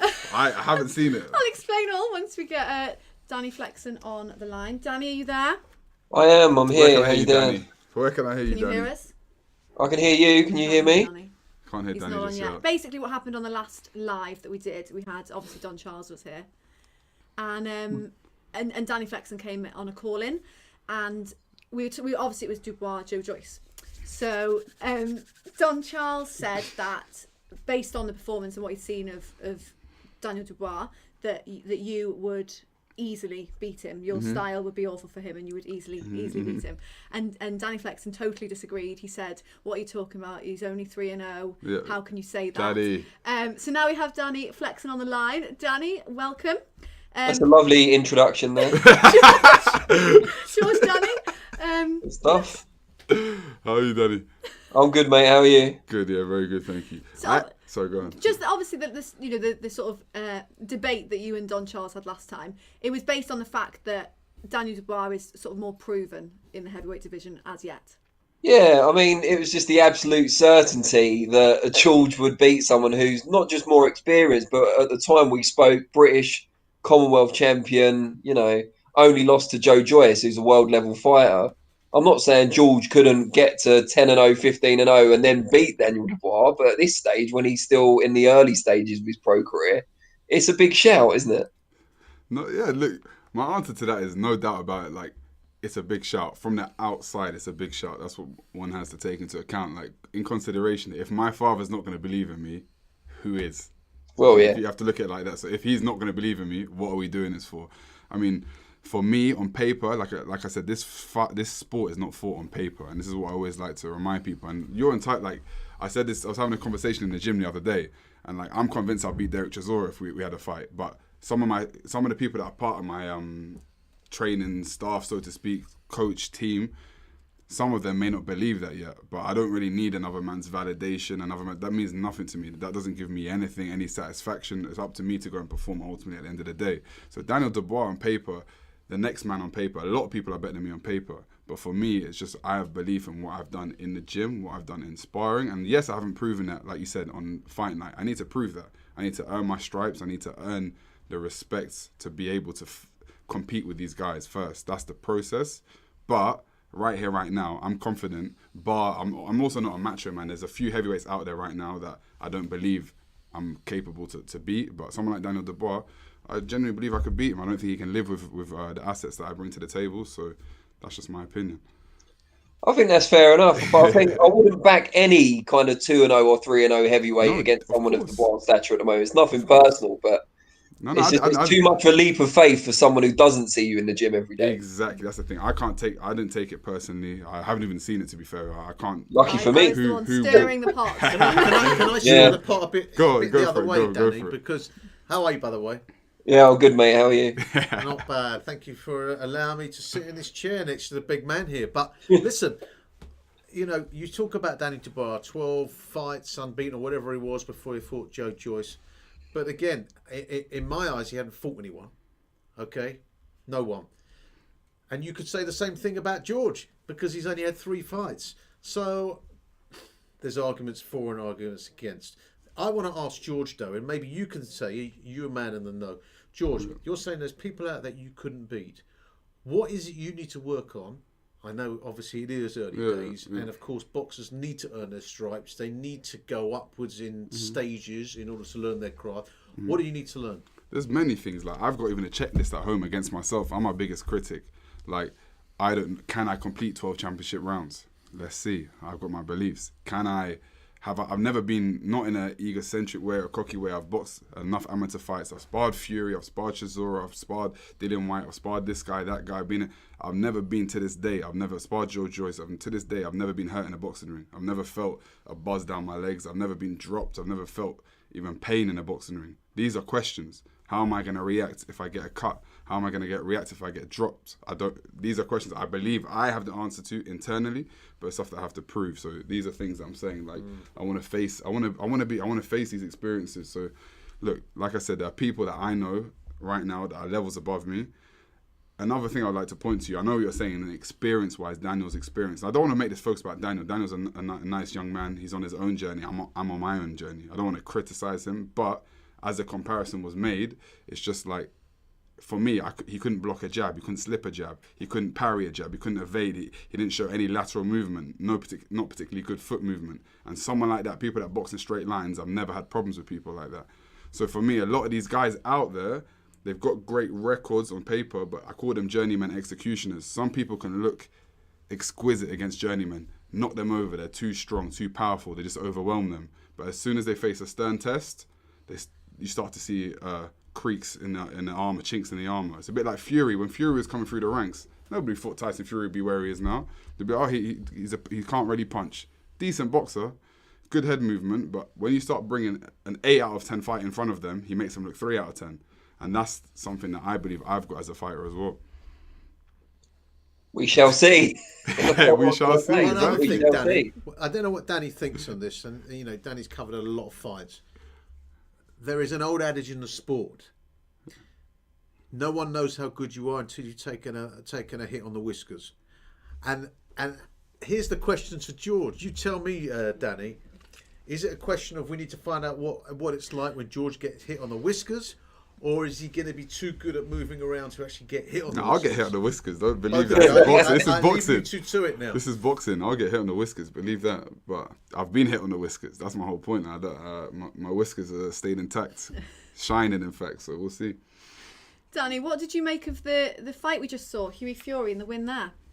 Oh, I felt kind of weirdly proud of Hughie Fury to try and fight in a more exciting style. I thought, oh, bless him, you know. He's giving it the old college try, you know, going out there like a bit of a banger, even though he's not a banger, you know, he hasn't got massive one-punch power, but he well won it and everything. But Marius Vax, 41, looked knackered from round 2. But he just kind of, I said on Twitter, he's like that guy who gets drunk really early in the night and then stays on until closing time at the same sort of level. He looked really tired after the first round, but then just stayed in there, hung in there for another 9 rounds of it, which was pretty impressive in its own way. Yeah. It's hard with Fury, you know, is he going to maintain that style going forward and try and be more aggressive, you know, in his next few fights? It'll be interesting to see. I'm not sure it really suits him as a style, but he's had so much criticism about being a negative fighter in the past, and he's been on the wrong end of close decisions as well. I think they feel as a team, him and his dad Peter, that he needs to be a bit more on the front foot to, you know, get the edge in those close fights. And what is your thoughts on this next fight? So the final undercard fight, Lawrence Okoli versus how do you say it? Yezevsky. He says it very well. You got it. Yezevsky. Yeah, that. He. And I saw you trying to pronounce it on the video the other day. Yeah. And you said it a couple of times. You were like, "I'm just going to stop." Yeah, I think I said it about 5 times. But yeah, I'm going to give up at this point. Yeah, I mean, I haven't seen loads of him, but what I have seen hasn't been particularly impressive, I've got to say. He got chinned by what's his name, Cheslak, his countryman, and then they both popped for performance enhancing drugs just afterwards. And you know, if it's a level playing field in that they were both cheating, Cheslak got the better of him, and he was originally rumoured to be stepping in against Okoli for this weekend, and that didn't come off. I think whatever his name is was the 3rd or 4th guy to be offered the fight, and fair play to him for coming over, and he seemed motivated in the conference calls and all that sort of stuff. But you know, he had life and death with Sean Del Winters, who was subsequently destroyed by Alan Babbage. You've got to look at the levels here, and Okoli was preparing for the biggest fight of his life, and although he might be a little bit crestfallen, he's not now fighting for the world title. The work that's gone in camp doesn't change, and he's improved under Shane McGuigan. I expect him to improve even more for this fight. I think he'll get him out of there by halfway. Easy night for Okoli. Well, thank you for joining us, Danny. Maybe speak to you again later. But I'm glad you two have you sorted it out. We're all There's nothing to sort out. This is a sport that we all love. It's a sport that we all love, and we share our opinions. That's it. It's nothing. I've already been hit on the whiskers, and I know I don't like it. Thanks, Danny. See you soon. I'll tell you what, if you don't invite me back here next time, I wouldn't want to think what you're saying about me with some of my comments, I tell you. So, yeah, as Danny said then, Yezevsky. Let's get this right. We're gonna do this Yezevsky. We've got it. How come you're so good at it? It's not that complicated, that Dave, is it? Listen, I'm gonna watch a lot of I'm not getting involved. I watch a lot of football. I'm not saying it's even perfect Polish pronunciation, but I think Yezevsky is Show me the spelling. Can you Jezewski. Yezevsky. W is V. J is usually. Yeah. Yezevsky. Well, he is undefeated, but as Danny said then, he did get knocked out in a fight. Yezevsky. Yezevsky. I don't know. I started saying Jezevsky. Yeah, that's all right. Jezevsky. But yeah, he got actually knocked down, lost the fight, but both fighters actually failed the drugs test post-fight, so it was declared as a no contest. So now he's still got his undefeated record, but that is quite lucky, really, that in a way they both failed, because otherwise he'd have a defeat on his record. And do you think that this is going to be an easy night for Lawrence Okoli? Yes, very easy fight. And do you think that he is lucky that he's getting a fight, getting in the ring, or do you think that he's really needs to be stepping it up now to get those big fights? Who knows? I believe Lawrence was going to win. against Glovacki for the world title. I believe he was going to win. Like I said, I've seen from my own eyes what he's done in the gym.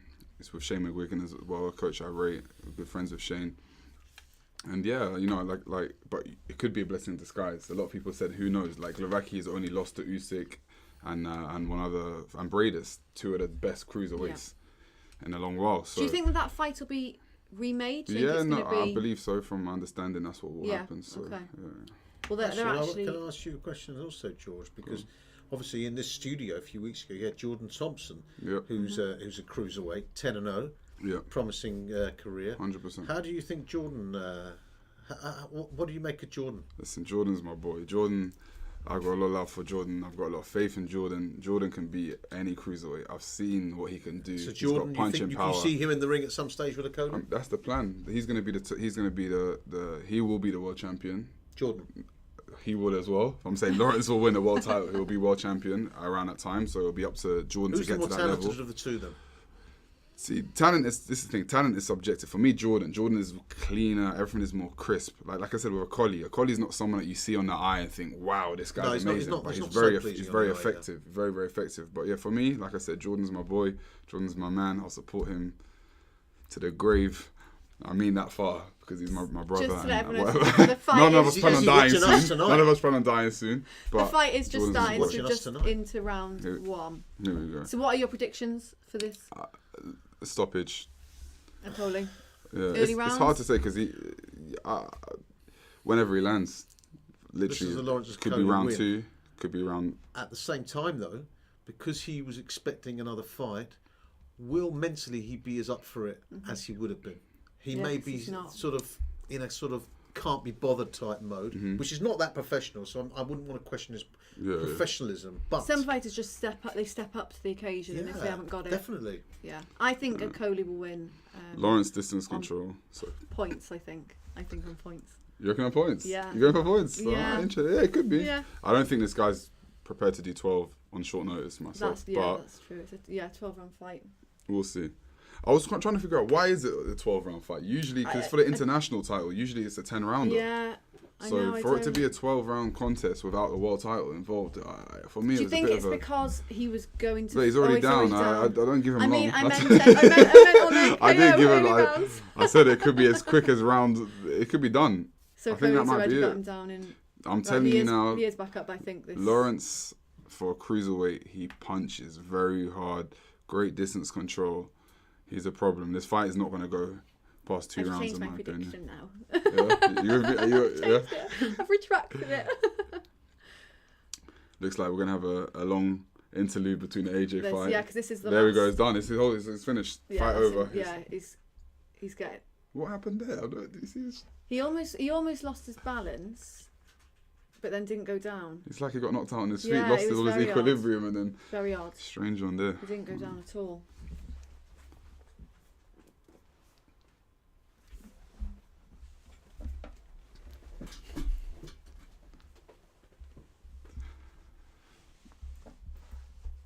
Yeah. There we go. That's it. Right, it's got to be it. He's gone down, so he's not looking good. He's not actually back up on his feet. They are, right, he's carrying on. Lawrence is just controlling with the lead hands, looking at how he can place the right hand. There it is again to the body this time. There's still back to the heads. Left. And they keep varying levels. He's trying to throw stuff back. But Okoye's should look for the uppercut. Completely dominant. He's gone for the body again, back to the head. Oh, he looks very unsteady on his feet, God. There's the uppercut. Good counter. He dropped him. He's made it through the first round, but definitely on your points. Yeah, definitely. Yeah. Clear 10-9 for Okoye.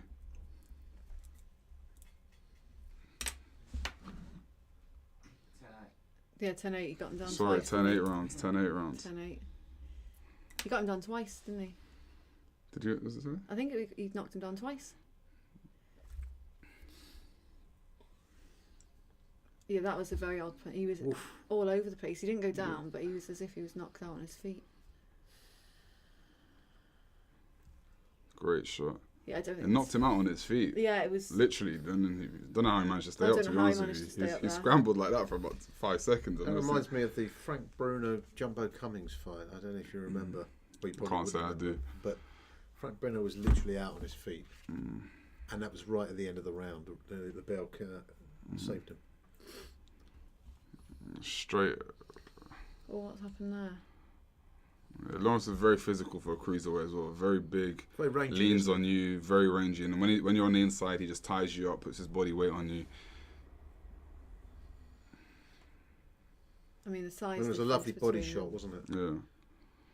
Lawrence looks absolutely massive compared to him, doesn't he? Yeah. I don't know what you think, George, but my criticism of some of the heavyweights are the fact that they don't hit enough to the body. It's like you've got the whole body, but they only hit to the head. Yeah, there's not enough body punches in the heavyweights. So it's something I try and do myself. A lot of them are just pure headhunters. So I agree with Anthony Joshua, Anthony Joshua, Joe Joyce, all these fighters. It's just they see their head as the only target. And you look how much bigger the body is. And what's your wife's name? Why'd you ask? Because, well, some Amit Fraser. Oh, that's my wife. When are you coming home, Keith? Not yet. Not yet. This is me already, and that's great. It's great. Well, listen, I don't know what time the fight finishes. So. Well, it depends if it's a knockout. It depends. Depends.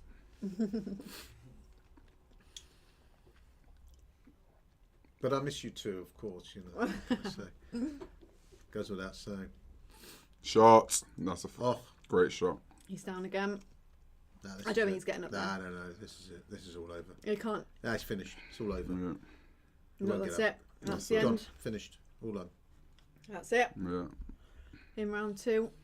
Easy win for Lawrence Okoli there. Well, I'll take that back. You know, that professionalism I talked about. He certainly. Yeah, no, he's. I didn't have any doubt. Obviously, he's got Shane McGuigan in his corner, so that's quite a good partnership. That he's been with him a while now, so he's obviously settling in. And like I said, Lawrence, there's no reason for me. It's not like he's my close friend or anything. Like we're friends, but he's not my close friend. But I've got big hope for him. I can't speak about the heavyweight division because there's a lot of threats in that division. Could be a future opponent. Yeah, exactly, no doubt. But as a cruiserweight. I think he could be an undisputed champion. To be honest with you, we have got the new Bridgerweight division. Of course. Well, for the WBC, for now, yeah. George, how does it work? I mean, look, I saw you before. I wasn't actually being nosy and looking at your messages, but I think, correct me if I'm wrong, you were texting David Adelaide. Is that correct? Now, I don't know how you saw that. I did. I must tell you, I did have laser. I had laser eye surgery last year, so that might have. I wasn't going like that. It was great. You see, if that professor's watching, there you go. Well done. But the point is that he's your potential future opponent. This is the thing, and we're about to give something away there. We're about to give something away there. Yeah, how'd you get yourself up to be friends? For punching your mate in the face? The truth is, we become great friends over those two camps, but we know in the back of our heads, it's like we know if he does what he's supposed to do, I do what I'm supposed to do, we're gonna meet. When it comes, it comes. That's it. It's a difficult one because we have become boys. How much harder is it to be able to punch your friend? You're going on like I've done it, but I haven't done it before. It's the first for me. I'm not some timeless person that's lived loads of life. Listen, you're a professional, but I mean, we'll have to see. Surely that will make it. Will it make it harder, or is it just you just blank out? You just maybe stick another face on his in your mind or something. But for me, it's weird. This is what I'm saying. For boxing's about personality types. You get people that are genuine. People that genuinely want to like get rid of frustration and anger. For me, it's just competition. When I see a guy, how can I beat this person in front of me? I believe I'm better than this person. How can I beat them? So I don't view it as anything other than that. So whoever it is, I reckon even if my pops was in the ring with me, if Don was in the ring with me, and I had to get a win, I just have to make it happen. It's not personal. It's not personal. For me, it's never personal. I don't get too. You get people that get really wound up by their opponent, or they've got hatred for. I don't really care, to be honest with you. I trash talk. Trust me. Do you like trash talk? I love it. I love it. I'm gonna be. I'll probably be hated, and I don't mind that. I don't mind it because enough people understand the place that I'm coming from, but I'm a throwback. I'm into the whole. I've grown up watching a lot of American sports. When you watch the NBA, you look at Kobe Bryant, you look at MJ. These are trash talkers. If you see how these guys talk to people in the gym, you're talking about a generation, a snowflake generation. They couldn't live with that. Like for me, that's why when I spar, I'm talking to people. I'm telling them about themselves. I'm telling them, oh, Joe Joyce, it's like you're punching underwater when I'm sparring. That's me. That's my character. I can see everything. It's like you're punching underwater when I'm sparring Derek. Even when I was sparring Fury the other day, I was saying I'm going to be the first Nigerian gypsy. I'm bouncing. That's just me. That's how my style is. So, trash talking, all the way. I'm not going to ever change that for anyone. It's part of the mental warfare, mental psychology. You know, that psychological battle. It's part of it. So, yeah. We're just seeing Lawrence Coley. Sorry, Lawrence. Let's get back to you. Get the belt around your waist. The belt around his waist. Not the belt he wanted, but not the belt a performance that he did the job. 2 rounds. This is one of the things. I mean, look, you introduced me as a big boxing fan, and one of the things I don't like about boxing is about the million different belts you have. You've got all the WBO, the WBC, the IBF, the IBO, the IBC. The Intercontinental. I mean, it's ridiculous. I mean, in all seriousness, you know, I can go down to Wembley Market, get myself a belt, and call myself a world champion these days. And what was that belt around Lawrence Coley's waist? WBO International Cruiserweight belt. What was it? The WBO International. All right. Well, thanks for telling me. Yeah. So I agree with you. Ultimately, what's happened in boxing is that you've got establishments in place that make money. Essentially, let's not be around the bush. So as many champions they can get. So the difficulty is for me. If I had it my way, like you said, I would have a boxing league where you have the premier, however many boxers, and they all have to fight each other because it resembles football, it resembles any other sport. So you see who the greatest is. But unfortunately, unless there's some great overhaul, someone with a lot of money, that will not happen because you've got existing, you know, things in place, governing bodies that want a piece of the action, and rightly or wrongly so. That's not for me to say. Well, wrongly. I mean, from a fan's perspective, Even in the UFC, you've got one champion, and you've got a ranking system, and the best fight the best. For me, that's how boxing should be. Exactly. But you're getting email champions now. You got Devin Haney won a world title by email the other day. Not taking away from him, he's a great fighter, but he won a world title by an email. That should not happen. So. I remember interviewing, I can't remember who it was now, but introducing him as the WBA super whatever, a super middleweight or whatever. I mean, it's just certainly it tests my ability not to be tongue-tied, but it's ridiculous, you know. And someone needs to clean up the sport. And is it a sport or is it a circus? Well, it's a business. That's the thing. It is, Exactly. and there's obviously the Bridgerweight. That's like another belt that's been They made that for Wilder, didn't they? Let's be honest. It's there is a lot, and I think there was some belts that. Don't watch me, kids. By the way, Mike Tyson. George is taking all the white chocolate here. It's a bit unfair. Come on, George, because they're There's over loads on in your there. side of There's the loads. table. So before, obviously, it's going to be the main fight now. So we finally got Anthony Joshua Pulev going to happen. Yesterday was the weigh-ins, and now we can show you that it did kick off. It went on apparently beyond this, but we'll just show you some footage of the weigh-in from yesterday, and it got a little bit tasty.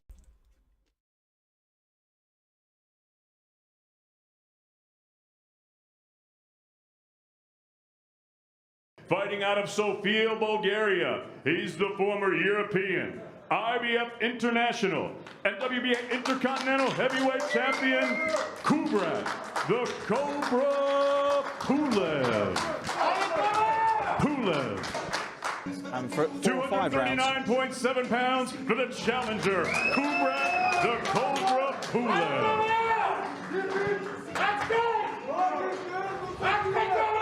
Fighting out of London, England, he is the fighting pride of the United Kingdom. Here is the reigning, defending, unified heavyweight champion of the world, AJ Anthony Joshua.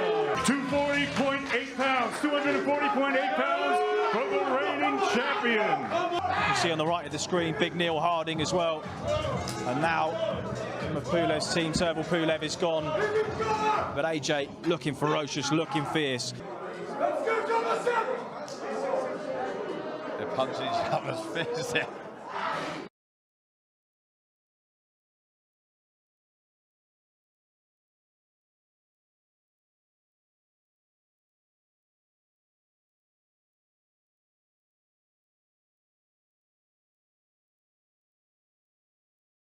Pulev is more vulnerable in the later stages. That's what he's getting on, isn't he? So I wobbled him in, I think, in the 7th or the 8th round.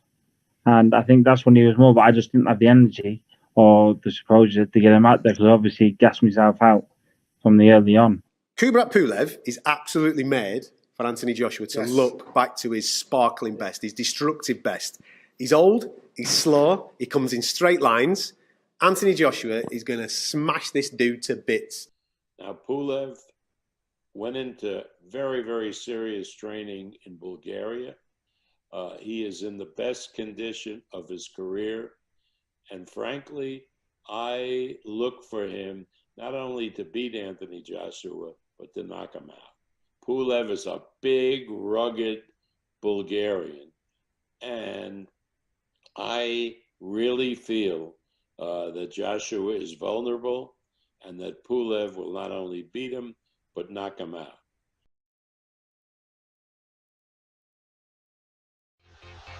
October 2020, we made history at the Southmorton Boxing Club by staging the world's first behind-closed-doors white-collar boxing show. We got over 10,000 views on the night across 103 countries. Now we're bringing the live rumble back, bigger and better than before.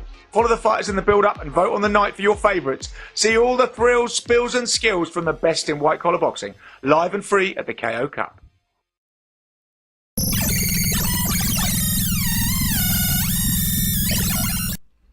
So we just saw some predictions there. Hughie Fury predicting AJ to win. Adam also predicting AJ, but Bob Arum saying that Pulev will knock Anthony Joshua out. So that's the predictions from there. You also saw some white collar boxing action from the KO Cup. So the Rumble Live 2. If you go to the KO Cup YouTube channel, subscribe. That's obviously white collar action. We had it on for the first live that we did. We had it on the background. They had a show on. It was actually very, very good. Very entertaining. There was knockdowns, all sorts going on. And make sure you subscribe to the KO Cup channel. The next show, Rumble Live 2, is on February 13th. If you subscribe to the channel, you get automatically entered into the prize draw to win a signed Usyk framed photo. So just by subscribing, you get automatically entered into that competition. So you can just subscribe. That's automatic. Also, Keith, you have kindly said that you will give a signed copy of your book as well to a winner. So subscribe to the KO Cup on YouTube. We'll all sign it. And then you're automatically entered. So just obviously talking of the KO Cup and the Rumble Live 2, it is white collar boxing. What do you make of white collar boxing? Do you like it? Are you a fan? Keith? Well, it's funny. I'm joking. It's interesting. I've talked a lot. I've actually always been tempted to have a crack at it. I think it's interesting. Some people say it's an accident waiting to happen. It is what it is, really. I mean, look, if you like what I was saying before, boxing is becoming a bit of a circus. Unfortunately, it's a sport, one of the sports I love greatly. But when you've got situations like Floyd Mayweather, one of the greatest ever, getting in a ring with some guy who makes YouTube videos. Sorry, I know there's a YouTube channel. It makes a mockery of it, because it makes a bit of a mockery of it. I mean, it's a bit like me getting on a tennis court and Roger Federer. I would not get 1 point, not 1 point. So, but of course, white collar boxing is probably a little bit more even. I mean, it's definitely more even than Floyd Mayweather and a YouTuber. It's probably a bit more balanced than that. But you know, look, don't get me wrong. I have been to white collar, and I think it's interesting, and it's great for people to keep fit, and maybe as long as it's safe. I think that has its place as long as it's safe. Yeah, I'm a fan of it. I mean, Jordan came up through the white collar boxing route. This is the thing, and it's one of those ones where some people as well, you know, that haven't been able to maybe live out their dreams, or they want to try something, want to test themselves physically, mentally. Why not? Like you said, sometimes it can be a danger or accident waiting to happen, but that's often when there's people are abusing their powers, their matchmaking powers. It's quite, you know, if people are evenly matched, it's something that definitely I'd promote people to go and try, test yourself. If you want to, you know, go and try to be experience a camp, what it's like to be an athlete, and you want to go and maybe find something from within you, go for it. If I was to do it, George, would you train me, and would you recommend I eat all those sweets? for energy.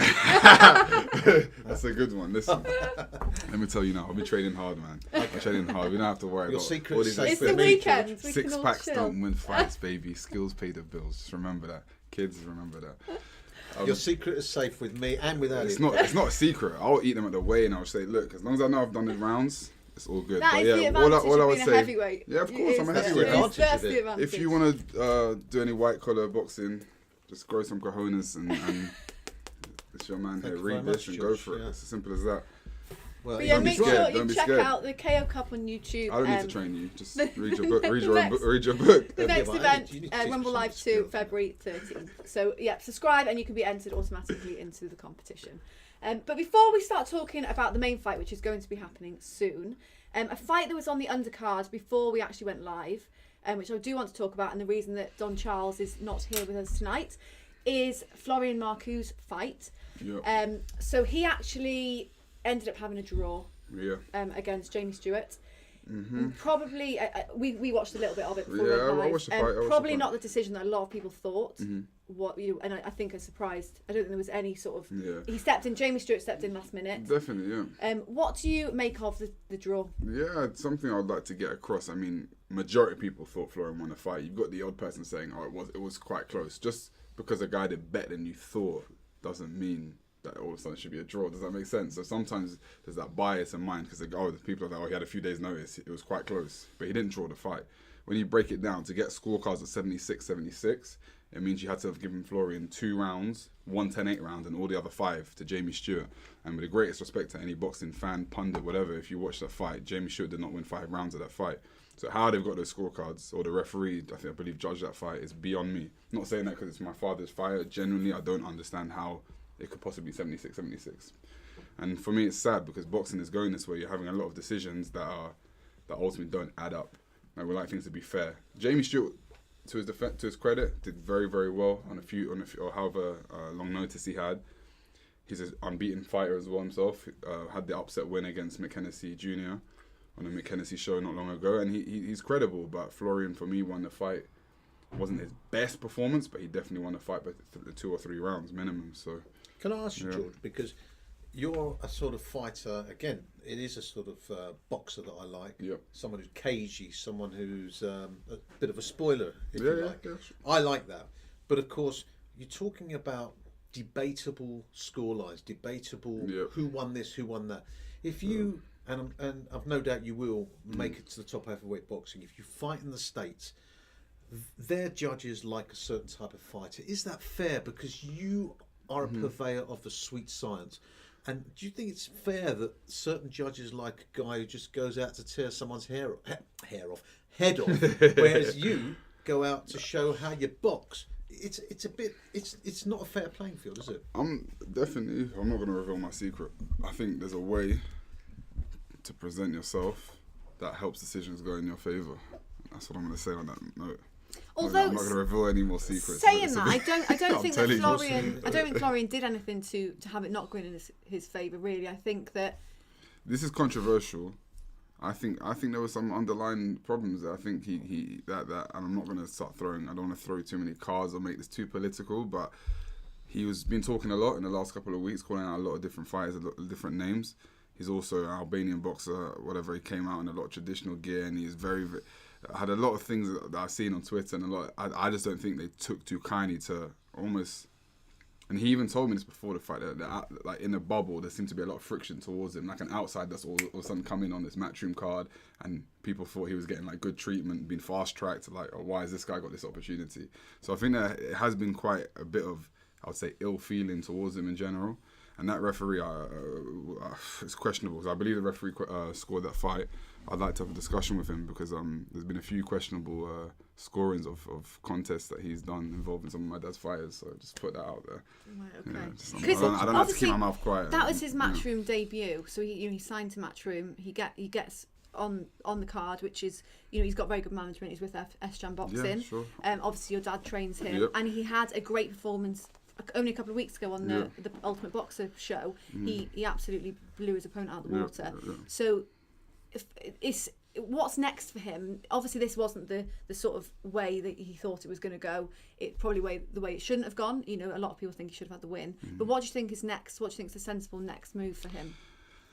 I mean, it's tricky. They have this deal with Matchroom, so I mean, I'm sure Eddie will have some kind of a plan in terms of where they want to take him. I mean, what today wasn't scripted. It wasn't what we all had in mind, so we'll have to see. I'm still a bit shocked, like as we speak, because I'm a bit confused as to how that outcome happened. But yeah, we will see. I'm not sure what's next. I don't know if they'll make a rematch, maybe so he can make a clear statement. I don't know if that's something that they would be interested in. I don't know. Who knows? But for sure, like for me, I'm treating it almost as a win. Like he didn't perform as well as he would. I know him himself. He would put a lot of pressure on himself. Maybe he wasn't as good as he expected to be, but he definitely won the fight for me. So in my eyes, I'll just go. I wouldn't go back to the drawing board, so to speak. Just keep working on your craft, learn more, spar more, and whatever fight presents itself next, just have to make sure they take that opportunity with both hands.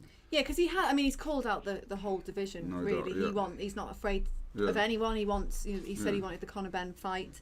Do you think that fights like that now are sort of a little bit further off?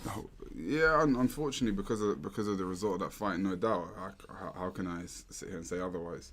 I mean, like I said, we'll have to see what plan S-Jam, Eddie, Matchroom have for him, and we'll see. Like I know he's credible. He's a tough man. He's got a long kickboxing background and history. He's not afraid of anybody, and he's comfortable in the ring. So it's just about him making those slight adjustments that he needs to make, and getting the fights that he deserves. And I believe he can hold his own against a lot of people. So. And he's like a massive ticket seller. When crowds are allowed, he sells like thousands of tickets. He could sell out an arena just himself, I think.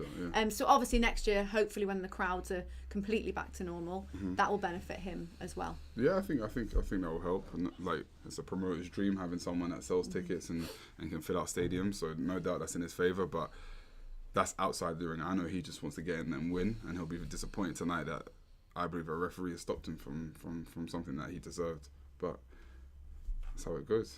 That's how it goes sometimes. It has actually happened quite a lot this year. There's been a lot of controversial decisions, a few controversial draws, some controversial people who end up getting the decision.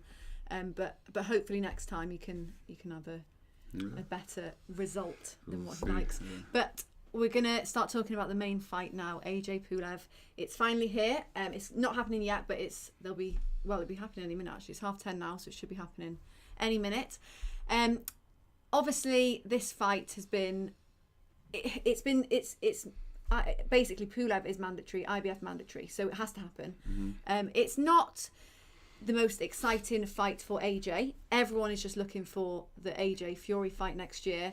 But do you think that in a way, because Anthony Joshua has also been talking about the Fury fight, do you think that maybe he's overlooked this fight a bit?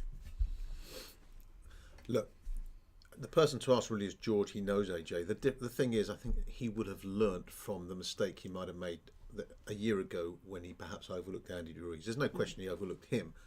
At the same time, Kubrat Pulev is no mug. He's got a good pedigree. He's got an amateur pedigree. It's not an easy fight. The only thing I would say, that we're going to go into the fight very shortly. I'm going to sort of go out on a limb here and say I think AJ will win at about round 7, 8. Okay. And the reason I say that is because, first of all, I think it's going to be a battle of the jabs potentially. Pulev's got a quick jab. It's a useful weapon, but he leaves himself open. I don't know if you look at his stance. He's got a very sort of open stance with his arms. I think that he could play into AJ's hands later on. That's why I'm going for an AJ win at about 7 or 8. But it's an interesting fight. It's a potential banana skin. Well, we are looking at the stats now for Joshua Pulev. So Joshua 31, Pulev's 39. Joshua 24 fights, 23 win. Obviously, we know the loss to Ruiz. And he's 6'6". Pulev, he's had 29 fights, 128. Obviously, the loss to Vladimir Klitschko. He's 6'4". So Joshua has the height, the reach advantage. He's got the age on his side. Obviously, the sort of the loss last year in a obviously not ideal for him, not expected. He then had the rematch, did the job, maybe not in the most exciting fashion, but did what he needed to do, changed things up, got the win. But in a way, probably the loss has done in the world of good, because it's maybe stopped any more banana skins from happening. Whereas if that hadn't happened, he would have been another year down the line and not had that experience and changed things that he needed to. I mean, like anything in life, time always tells. I mean, with AJ, the way that I know him, I know he's very demanding of himself. He sets high hurdles for himself to jump over, and it's one of those ones where for all we know, that loss to Ruiz could forever change him. It might take something away from him. Nobody knows that, but Father Time will reveal itself, and we'll see that in his fights. But the AJ that I know, like I said, he would have used that loss, learned from it, and adapted, because I believe he's a character that survives in certain environments, in any environment, and that's what I actually rate about him, is that he's able to manage himself. He has that humility to be able to look back at what has gone wrong and change it. So I think, yeah, like you said, it will work in his advantage that he's taken that loss. So we'll see. I'll tell you what I do think. I think the early rounds will be dangerous for AJ, because Pulev has got a decent jab. He's got a snappy kind of jab. And I think if he does connect with Joshua, if Joshua was to take a count in the early rounds, it'd be interesting to see how his confidence is, because then all those memories of the Andy Ruiz, the way he lost to Andy Ruiz, it was a number of knockdowns. He didn't even seem to have been hit hard. Yeah. Maybe those thoughts will start coming in and it would knock his confidence. You never know. I think those early rounds, you'll see how the fight pans out, in my opinion. No, I agree. We'll see. I think the only thing with the Pulev, I mean, 50% of his wins, I think it's 14 knockouts in the 28 wins that he's had. He's not the biggest single punch knockout artist. He is a strong man, though, physically strong, without being the most explosive or powerful. He has come in the lightest that he's ever been. That surprised me, to be honest with you. 17 stone, 1 pound. Yeah, he has a ramrod jab. What does that say about his tactics, George? That looks like, to me, it looks like he's going to get behind that jab and try and match AJ for any movement that he may bring, and be very in and out with the jab. He's got a traditional, you would say, Russian Olympic, I know obviously he's Bulgarian, but a Russian Olympic style, where he stands very tall, likes to push that ramrod jab. Leaves himself open. So he does, and I think I mean, before this fight, because I think they're getting ready to do the walkouts. We do need to watch the footage from the weigh-in yesterday, where it did kick off. It was going on for ages. So here's the footage from the weigh-in yesterday.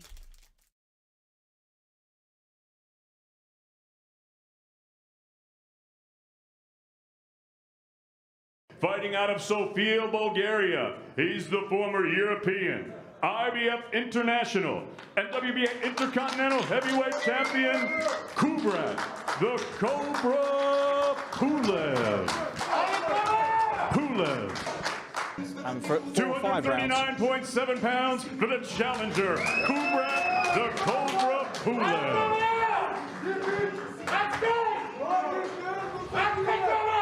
Fighting out of London, England, he is the fighting pride of the United Kingdom. Here is the reigning, defending, unified heavyweight champion of the world, AJ Anthony Joshua. 240.8 pounds, 240.8 pounds for the reigning champion. You see on the right of the screen, big Neil Harding as well. And now, of Pulev's team, Turbo Pulev is gone. But AJ looking ferocious, looking fierce.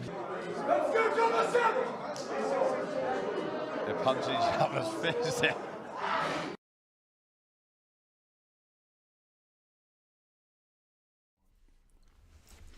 So just saw the footage from the weigh-in yesterday. It was explosive. They were going at it for a while. Quite surprising, really. I didn't actually think it was gonna turn like that. Yeah. Pulev was really his team, I think, were getting quite irate. They knocked over some lights in the studio, causing all kinds of problems. Do you think that's to get into AJ's head? Yes and no. I mean, I didn't expect it for this fight, but when you actually look back at Pulev, he's quite eccentric. I mean, he had the same thing with Derek Chisora away, and it was electric. He had there was that incident that happened with a female reporter, Jenny Sushi, I believe, and that whole saga. So like he's a character. Like he's a character, to say the least. So he's capable of those random crazy moments. So it's nothing it wasn't that unexpected, I would say. But yeah. Is it a form of sorry, Ali? Is it a form of psyching the other person out, or even getting yourself into the mood? bit like warming up, Hyping warming yourself up up. mentally. Yeah, I suppose. Who knows? Only he knows in his inside his. It might what's just be for going on. entertainment as well. He might just, I think he overdid it though, because I saw they had a little rules meeting or something as well, and he was just screaming, and it was a bit. AJ didn't even react. Yeah, did he? it'd be He like just you're a stood baby there. because it was a bit forceful. You know, when someone like Fury does it, he's been with purpose and he's saying things and getting under your skin. Pulev was a bit. Just aggressive. It's a bit weird. He was saying things that don't even really. Not even really rude, like he's just just repeating the same thing. I'll show you tomorrow. Like it's just a bit. I don't know. Yeah, because it got to the stage where AJ didn't even react what are to you it. even saying? Yeah, Like, he was just stood there, not reacting at all. So. But we have just seen as well that Floyd Mayweather is actually at the venue. He's sat ringside, which is surprising. I'm surprised. Maybe just in London. Took the private jet to London. I suppose if you can do that, you can travel wherever. Who knows? He might just be in town for a while because it's not like him to come. After all, he likes YouTube, doesn't he? He should come here. Yeah. We'll talk to him about his fight. I like that. But the person, someone who was meant to be there, or allegedly was meant to be there, according to Eddie Hearn, was Tyson Fury. Yeah. Then Tyson said, did a video saying, I won't be there. Yeah. You know, that was never a thing. I spoke to Tyson this morning, actually. I spoke to him this morning. What did he say? I didn't speak to him about that, but Tyson's, all I would say, he sent out a tweet to AJ the other day. I'm not sure if you guys saw it. He's not really, I can vouch for him on this. He's not too interested, even though he's got that showmanship. And when it comes to the fight night, he'll give you all of that in the press conferences. But when it comes to him as a man, he's a humble man. I mean, he's born and raised in Morecambe, still lives there. That says a lot about him. He's not really bothered for this whole, limelight. Asked the BBC to remove him from the Sports Personality Awards, which I think he was one of the favourites for. Yeah. And he's just a guy. He looks after his family, the people around him. He replied to AJ, didn't he, saying that I don't want to be a superstar. I want to fight. That's it. I genuinely believe that. Like the bravado that you see in press conferences, like I said, is away from Tyson Fury. Away from that, he's just a fighting man. He loves boxing. He knows everything about the sport of boxing. He's literally like a boxing encyclopedia. He'll tell you in 1920 this happened and this many losses and this guy was this height and this guy fought at this many weights. Loves the sport, loves to fight, and I think he's just interested in getting that match and trying to win. Not really interested in all the extras that come with the sport. So now this fight is about to happen. What are the predictions? Tell us your predictions, but what are your predictions in the studio?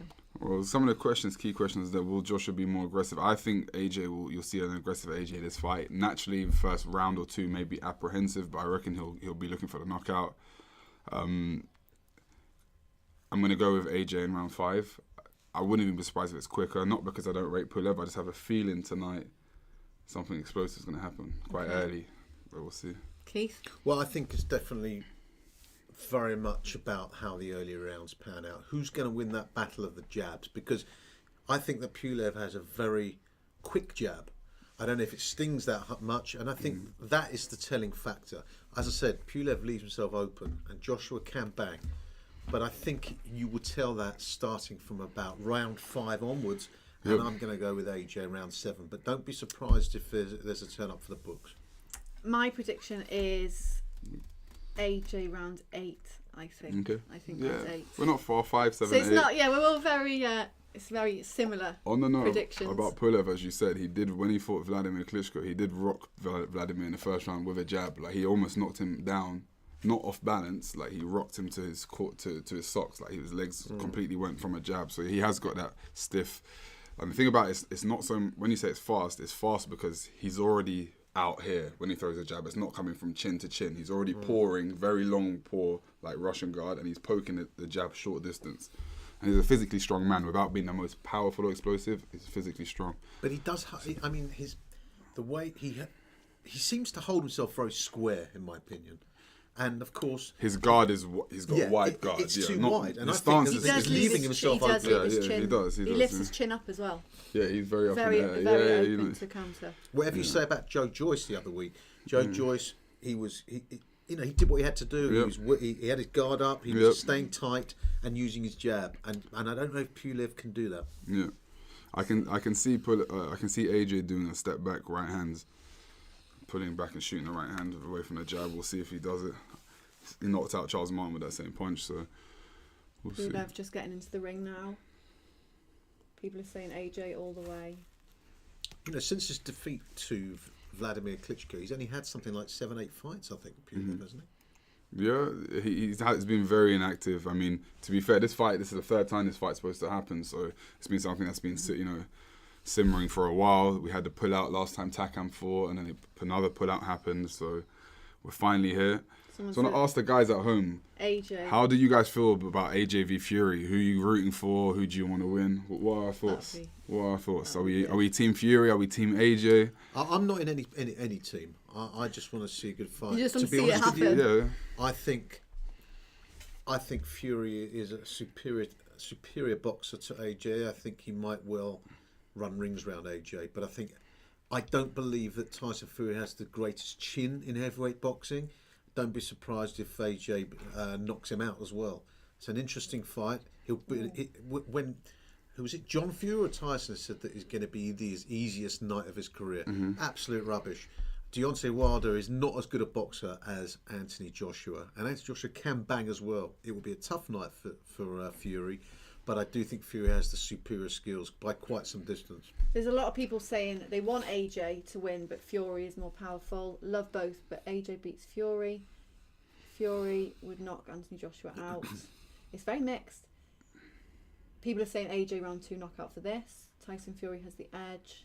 It's very mixed, actually. I think Usyk would give Joshua a decent fight. I really do. Usyk moves around. I don't think it would be easy for Joshua. Because of the movement, 100%. But I just don't think Usyk's a heavyweight. I really don't.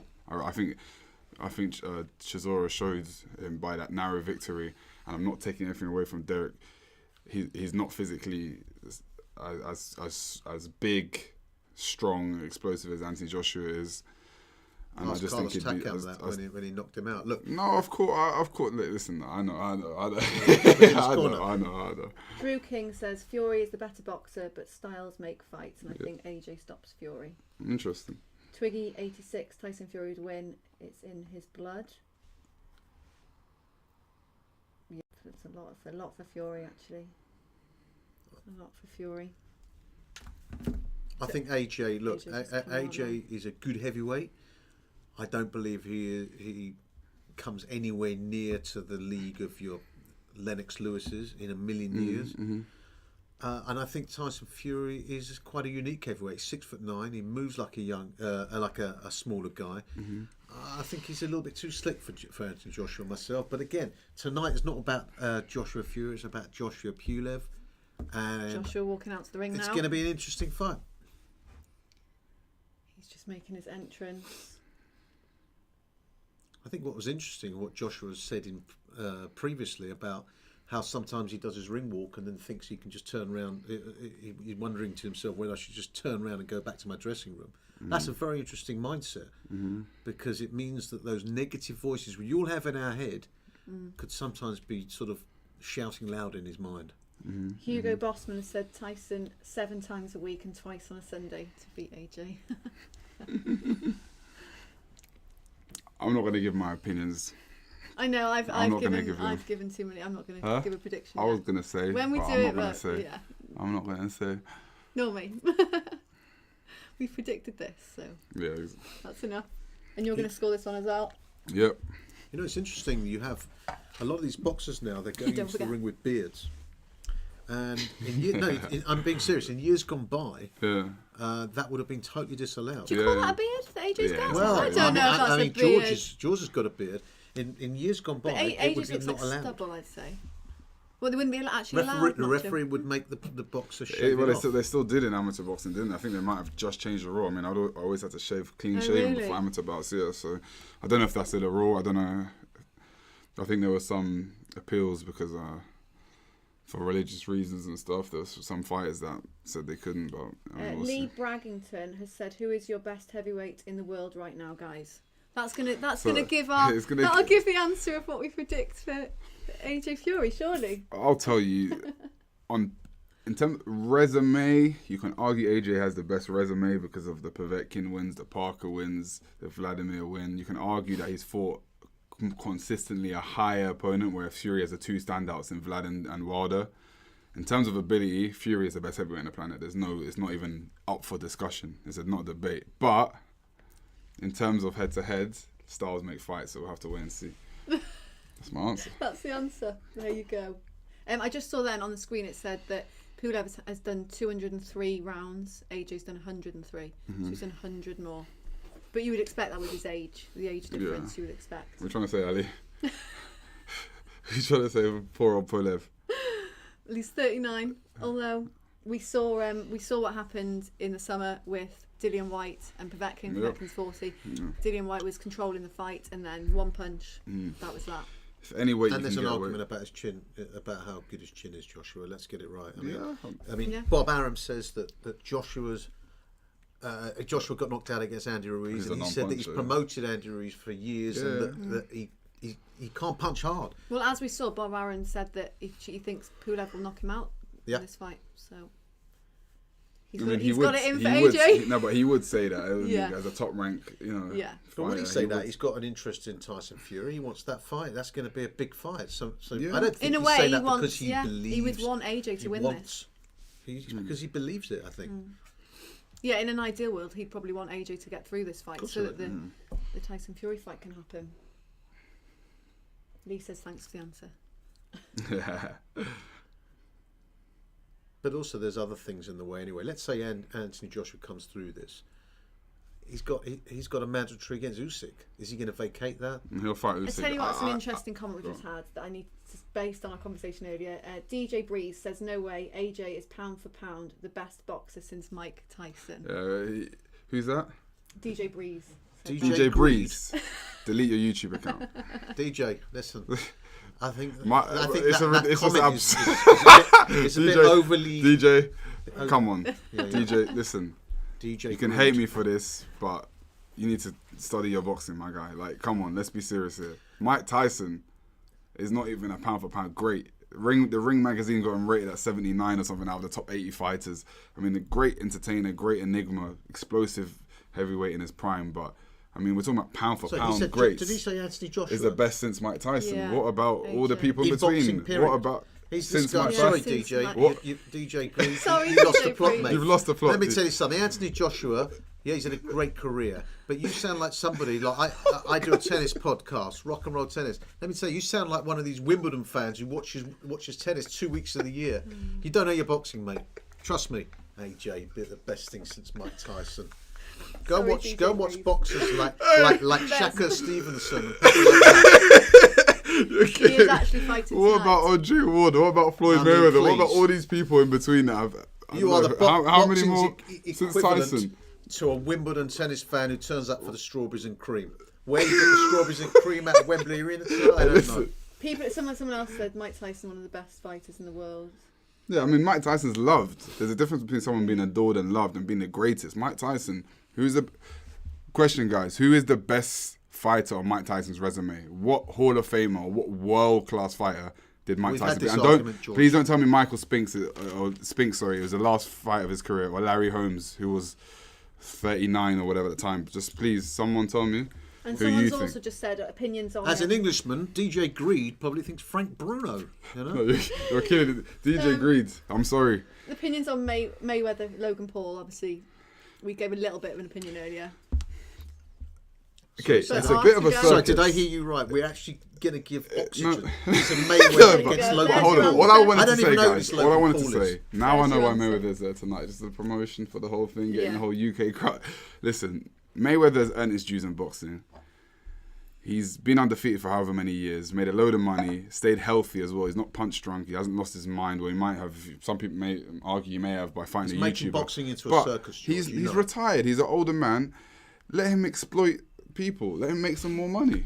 I don't knock him. There's businesses out there exploiting people left, right and centre, exploiting people in way more vulnerable positions than boxing fans. If people want to pay to watch him, no one's holding a gun to their head. They'll pay and watch him. That's my view on it. You had Conor McGregor, who was a UFC champ, and he made over 100 million. That in itself was a joke because he's going to get 300 million. If I'm a badminton expert, I'm gonna cut everyone off. Boxing is a cruel sport. If it gets about you, it chews you up, spits you out, and you're left beaten, battered, bruised, life-threatening injuries. It's unforgiving. He's put his body on the line for 25 plus 30 years. He deserves to make money. If people want to pay to watch him, do so. If you don't, no one's obliged to. That's my opinion. And fair enough, I suppose, to Logan Paul taking the opportunity. I mean, I don't like it particularly because it's obviously not going to be if it goes more than It's half fast. a round, it's not going to be the real Mayweather we're seeing. He's going to, he's doing it for entertainment. But I'm going to call out Rafael Nadal in tennis, and I'm Logan's- going to say, Rafa, come on, give me a. It's a bit different though. You're fighting him, man. He's 6'3". I won't get a point, but I'm never not saying mind. that he's not gonna, but he brings a physical threat to the table. That's why people are saying, oh, but Logan, he's 6'2", 6'3". Oh, Logan, he weighs 200+ pounds. These are questions when you have to fight him, man. You have to deal with. With tennis, it's not combat. A guy with a superior skill set is always I gonna win. agree with you. So in What I'm saying boxing, is someone said Holyfield is the greatest ever. but what do you mean? But he lost to Holyfield twice. That's my whole point. See what I'm saying? Mike Tyson's resume. Someone said one of them was Holyfield. disqualification. Guys, he lost twice. One of them was a So please, disqualification. a name. Right, the fight's Sorry, about to sorry. start. Here we go. People are saying has it started? No, but it is just about to. They've just touched gloves. Joshua seems very confident, actually. And the He's fighting an old man that hasn't fought for a long time, who isn't that good. But the fact that he hasn't fought for a long time. Here we go. Well, we'll see. I wouldn't be Here we surprised go. if early. Round one, let's go. Very open stance there. They both mirrored the stance. And AJ. Look at AJ's guard. He's copied this exactly same guard. He's got his Bulgarian flag on his gloves. It's a bit of insight. I know there was an article on Sky Sports the other day. AJ's been working with a coach called Joby, and he's very much more amateur orientated in terms of the foundation, the guard, being more mobile, more movement based. First punch Joshua makes. Tries to jab to the body. Being more relaxed, looking for the jab. I think Joshua realises that Pulev has a threat, which is his left jab. Very open. Jab to the body there from Pulev. Blocked by Joshua. Centre of the ring, just sort of standing there, not really doing much at the moment. Well, apparently AJ has said that in his sparring, in his training camp, he's been letting his sparring partners hit him because he wants to get used to getting hit, really. So he's been letting them hit him. Well, look, boxing is the art of hitting and not getting hit, Well, so I would argue against that. He's Wouldn't you, changing George? his mind. To a degree, there's certain shots you can learn to ride punches. You have to learn somewhere. I wouldn't learn to take shots. I'd learn how to deal with the pressure of shots coming your way. They're two different things. Nice jab from Pulev. I think AJ, you can see a very, very different style that he's boxed with, even different than a Ruiz one. He's come with a very much amateur guard, amateur posture. He's gone back to the amateur bounce there, as I'm saying it. I think that's the work that he's been doing with a coach behind the scenes. Do I think it suits him? We'll find out. Neither fighters have really committed themselves on this round. I mean, it's very Joshua may have tentative, thrown this two, first. maybe three punches in this round. Maybe that's his fourth. A couple of good left jabs there from Joshua. See, that's the right hand that I was talking about that I reckon he's going to find. I reckon that'll be the right hand that does. Pulev is very slim. Yeah, it's the lightest. Even his arm, like, it's very slim. Like, I don't It's know. the lightest he's been. Wow, this is as cagey a first round as you'll ever see. Yeah, neither want to commit first.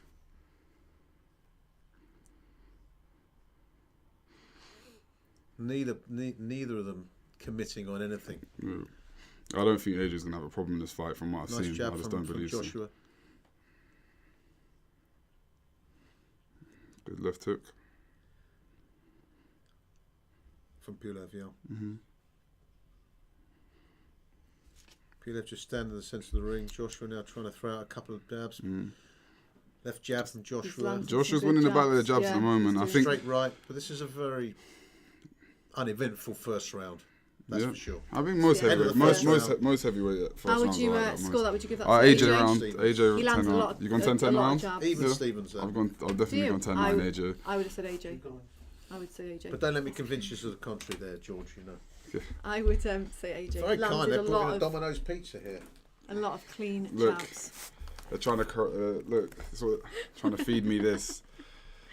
You can have some. Maybe you should. There's more- Maybe you there's should more. offer a piece. No, DJ there's- Greed. I mean, it kind of makes sense. doesn't DJ it? Breeze, I think he was called. Breeze, yeah. DJ Greed. We've got some No, pizza it's here No, I for think you. it's Breeze. I think it's DJ Breeze. Like Breeze. He's never going to Oh, Breeze. again. Here I was calling him DJ Greed. Honestly, DJ Breeze. dear. What do We've you? got the pizzas out. The pizza. Are you having any? We'll see. We're not Maybe. off camera. Off camera. No, I'm just What playing. flavour is it? Margarita. Something interesting right now. This I'm is a like great generally, advert for I'm not Domino's. ripped. So I don't have a belly. I don't have a. right now I'm weighing 131 kg. It's mad. Okay. Like these guys are both weighed in. Yeah. Pulev's at 110 and AJ at 112 or 131. Second round, Yeah, George. Like, I'm a heavy guy. Second Maybe, round. maybe stay off the It's a natural. It's a natural heavyweight, baby. This is not artificial muscle. This Left is not. jab from Josh. Sorry, it's back to the fight. Right, It's into back to round, the fight. round two. Back in the centre of the ring. I fancy that Pulev actually wants to get inside Joshua somehow. He's jabbed a couple of times to Joshua's body. I don't think I know what you're saying, but I don't think his skill set allows him to box that effectively inside. And funnily enough, this is what people don't realise about AJ. He's very explosive, short to mid range. The only person that can probably do him in that range is Ruiz, and he found it out the hard way. I mean, he's very, very, very explosive. You look at a lot of his knockouts; they're not from the outside. AJ, he can put explosive shots together in short spaces of time at mid range. So I can see a short right hand from. Stopping Pulev, George. I mean, it's interesting, isn't it? Joshua here, and it's a criticism that I've heard made of Joshua. Good jab, good body jab. Left jab, right cross. Do you ever see Joshua hit to the body? He hasn't done it yet in this fight. No, he doesn't. doesn't. He head hunts head. always, but. And Kubrat Pulev smiles at Joshua. Still quite cagey in this round. Very cagey, but they're starting to throw Pick it off the up shackles a little bit. Yeah. Another jab from Joshua.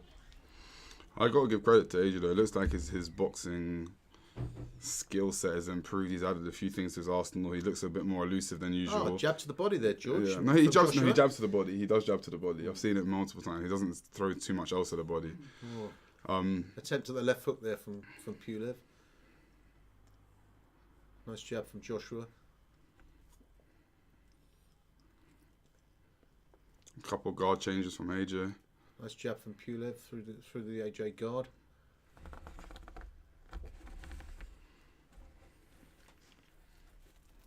I can smell the pizza, guys. Ali Drew getting stuck into her pizza here. You're not going to have any? Well, I am, but I'm watching the fight here. How can you eat when you're watching the fight? I can eat and watch. Easy. Makes it better. Something my could happen future here. promoters, my future promoter, which we're going to announce the deal next week. Don't watch this. Just turn a blind eye to this. I'm hungry. I've been commentating for a while now. This is an exclusive. George Fox it's not, going against his strict training regime and having a bit of pizza. Same as my PT clients. I wouldn't advise them to have this, but on a weekend before Christmas. Somebody's stretching my wire. The PT clients have to get punched in the head by. I know it doesn't matter if they have a pizza. They just have to do a couple of right hook attempted by Joshua there, but just hits it against the glove of Pulev. Jab from Pulev. Another even round in my opinion. There's not a lot happening. There's a bit of talking at the end of the second round. Neither of them going back to the corner. Well, the talking's probably more eventful than the actual fight so far. I wonder what they're talking about. Maybe Brexit or something. AJ was laughing. He is Bulgarian after all. He is a wind-up, isn't he, Pulev? Mm-hmm. He is a wind-up. Some jabs from AJ. On the replay, nice left jab from Joshua. I've been jabbing well. He's got a good jab. Did a bit of work there to Pulev, but hitting against his gloves mainly. Mm-hmm. I just thought everyone wants to know that George is about to have his second slice of pizza. That's a rumour. It's the other half of my first slice. I cut them in two. Do you have any tissue? I'm a bit of a messy here. Just wipe down your. I know, is there? That looks like good Germans. Right, into round three. Let's go.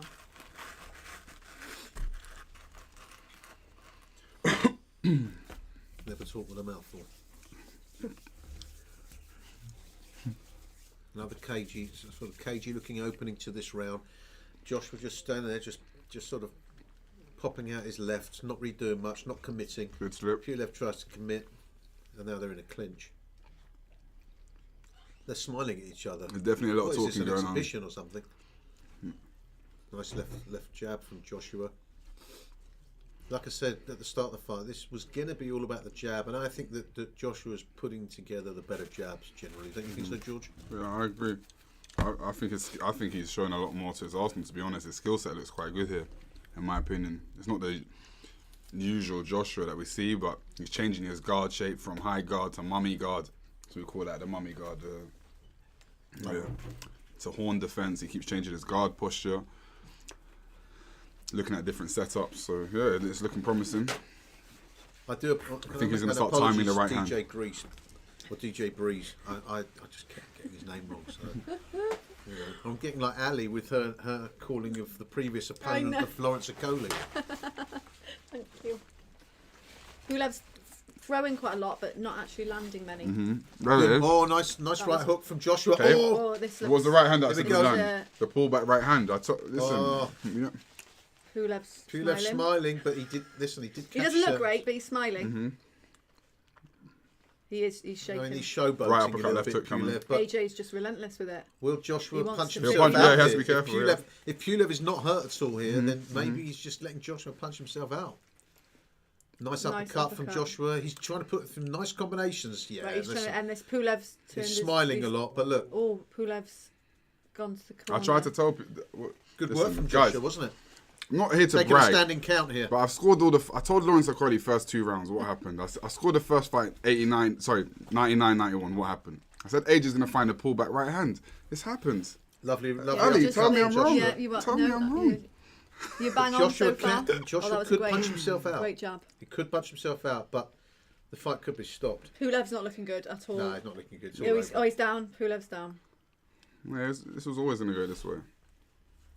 He's not looking good. And he's actually bleeding, but I can't work out when. But I did say to you at the start of the Behind fight his that ear. Pulev's guard is just a potential open. early stoppage. It's almost like, come and hit me, and he's laughing at it. Wait, back up. Sorry for the lack of humility, guys. I'm just. I've You got just- a when great. you're right. I've got a great boxing IQ. I'm gonna have to prove it in the ring. I've tried to tell people this. I think you've got a better boxing IQ than DJ Breeze. That doesn't say much, man. You got to give me some more credit here. They've actually just each thrown him a after punch the bell there. after the bell. Oh. Pulev threw a punch to AJ, threw one back. Well, that was just a clear So, yeah. round for Pulev's Joshua. bleeding 10-9 from behind round the for ear. Joshua. If you get any abuse, just let me know. No, people said your banter's brilliant. It's not banner, guys. It's not banner. I thought it was going to be all over in that round, didn't you? He's dropped him twice that round, didn't he? Yeah, he So did 10-7. counted. Yeah, they did begin the count twice. George, Who is in front? Did you think well, that was going to be the end of the fight? Definitely, that was almost over for Pulev.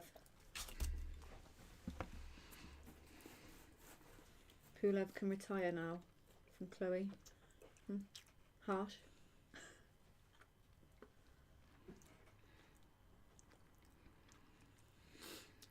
One thing I say about Joshua, he's a pretty good finisher. Yeah. When he can smell danger, he goes in, he does go in for the kill, doesn't he? What pizza? It's margarita. All of them. The best type. Right, they're talking again. Start of the fourth. It's spite. Like he's spiteful now. That's when he's confident and spiteful right now. AJ, he's ready to. Sticking his tongue out. Man, this will be interesting to see what happens in this round. he's in that mood now where he's looking for the kill. Hamza He's done that Ali, smile many times. £300 bet coming in. Well done. Calm down a little bit. If you look back at AJ, the same grimace, that smile and the tongue out with Dillian White, he does that when he's in the ascendancy and he feels like he's about to get the job done. That's when he's showing his confidence. But let's see. Nice jab from Joshua. I'm just hoping Pulev holds out one more round to the round 5. So my predictions will be I'll get the full sweep tonight. Joshua's winning the battle of the jabs. I mean, I said that was going to be the key, and Joshua's putting together the better work with his left jab. No question. I don't know whether this is right. Someone's put Joshua's last 5 fights have a combined age of over 200. He's an old man hunter. Is Ruiz? How old's Ruiz? Ruiz is I don't think he's that old. But you have to remember the majority of that's from Vladimir, from Povetkin. And Pulev, yeah. I'm trying to think who else who Well, did. And Takam would be in the last 5 as well, so it makes sense. An old man hunter, but then Pulev's mandatory. IBF mandatory. He hasn't got the choice. I mean, why is Pulev the mandatory? What's he done to deserve the mandatory shot? A couple of things. Just before that, one thing I would say, a lot of fans, something that I advise people, like I'm, like I said, friends with Tyson Fury. I've done 2 camps with him. But just because you get a lot of Fury fans hating on AJ, a lot of AJ fans hating on Fury. It doesn't have to be like that, guys. You've got two great fighters, both British fighters. Whenever you have a time like this where you've got two British heavyweights who, if they fight each other, or hopefully when they fight each other, it'll be the biggest fight in British boxing history, period. One of the biggest fight in world boxing history, up there with some of the greatest heavyweight fights we've ever seen. So he should, we don't have to be like that. You can have your favourite, but AJ's not an old man hunter. Fury's not... whatever you may refer to him as. They're both great guys. I'm sure the fight will happen and we'll be, privileged to be part of it. Yeah. Can't wait. It will be. Football News has put AJ versus Fury will be the greatest fight ever, and it will go down a huge fight. As huge a draw. Oh, that would be that's awful. Yeah, that's a bit. That would be awful. I have wide money on that, but I think styles do make fights, and 100%. I don't agree that with Tyson Fury or John Fury it would be the easiest fight for him. No way. No way. No way. But there's no question that Fury has the greater ring craft, the better footwork. Pulev's doing much better. All I would say, I wouldn't write either man off in that fight. I wouldn't say, but Fury has it in him to make it look easy. I'm not saying that he will, but he has got it in him to make it look easy. You'd be surprised. He's got it in him. That was a more settled round, wasn't Whereas it? if AJ wins, AJ's going to have to fight tooth and nail to win that fight. Fury could win that fight by a shutout. I'm not saying that it will be a shutout, but he's capable of winning that fight by a shutout. But Joshua is capable of knocking Fury out. 100%. 100%. That's what I'm saying. You see where I'm coming from? I don't believe... I do not believe... Did you give that to AJ, that round? Yeah, it's every round. Miron said then, this girl's eating a whole pizza to herself, but I probably won't eat it all. Just a few, maybe half, maybe 3 quarters. I could do 2 or 3 of these. Maybe 3 quarters, depends.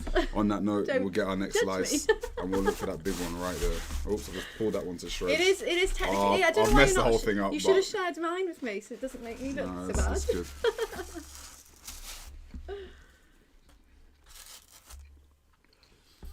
Someone said, George, are you fighting Alan Babbage? I've got a mouthful of pizza right now. I want to fight. Hopefully it's something that can happen in the near future. I'm about to sign a promotional deal that will be announced in the next week. We'll see if that allows that to happen quicker or longer. But anyway, any fights I'll be involved in, tune in. Okay, we're on to round 5 now. So that was a slightly better round for Pulev. Not much happened, but it was better for Pulev than the previous round before that. Yeah, Pulev settled again, and it's kind of gone back to a little bit about like round 1, to be honest. This is the round that had AJ winning in. Pulev needs to step it up. There's no question. He's not really done anything of any note that's troubled Joshua at all. You need Joshua to do something in this round. That's why AJ's been he's been defensively better than what people have been credit for. He's been the better fighter so far. But in general, he hasn't really been hit with a meaningful shot. I said Joshua around 7 or 8. You said 7, I said 8, you said 5. You guys look like you could be on... I said 8, because 7, remember? Hang on a minute, I did say 7 or 8, didn't I? No, you did. No, but then, 7 or 8, for the final prediction, you said 7. Final prediction then. Come on, AJ. 7's looking like a good bet to me right now. Come on, 8. I don't see what Kubrat Pulev has to really damage Joshua at this stage. That's what I was saying before. He likes to fight in that high guard behind the jab, but AJ's taller than him by 2 inches. He's longer than him, and Pulev's not a good inside fighter, so that's why I struggled seeing how he's going to have success. It's going to have to be a punch the way from he the gods. holds his guard, Pulev, it seems he leaves so much space for himself to be hit on the body, and Joshua does not do that. I agree. I just don't think Pulev isn't that much of a threat. I really don't think he's that. There we go, round 5. Yeah, it's done. Trust me. I've heard it said that Joshua is literally just jab and right cross, because I mean, look, he does throw an uppercut, there's no question, but look, when does he throw a body shot? He's it's correct. Look at the openness of the Kubrat Pulev defence. He needs to work the body more. He could get him out of there if he worked the body more. Yeah, that's quite bad. Bring the hands down and then finish him off. Oh, that was good. That's the first right hand that he's landed. Yeah, good from Pulev. Oh, okay, good defense there, good catch. Yeah, they keep smiling at each other. Both settled in the middle of the ring here. Kubrat Pulev trying his jab. Hasn't worked really his jab tonight, to be fair. Joshua moves off the ropes. Good jab, good body jab. Nathan Good body jab Wallace again. has said Pulev's body will tire due to old age as Another round. Advance. George, you're Another round for AJ. It was Another that, round I think that was a lot It's a closer. better best. Pulev round. Yeah, I think the It's a best better one, Pulev Pulev. round, but I still go AJ that round. He hasn't won any so far. He's not even sitting down in his corner. He's staying standing.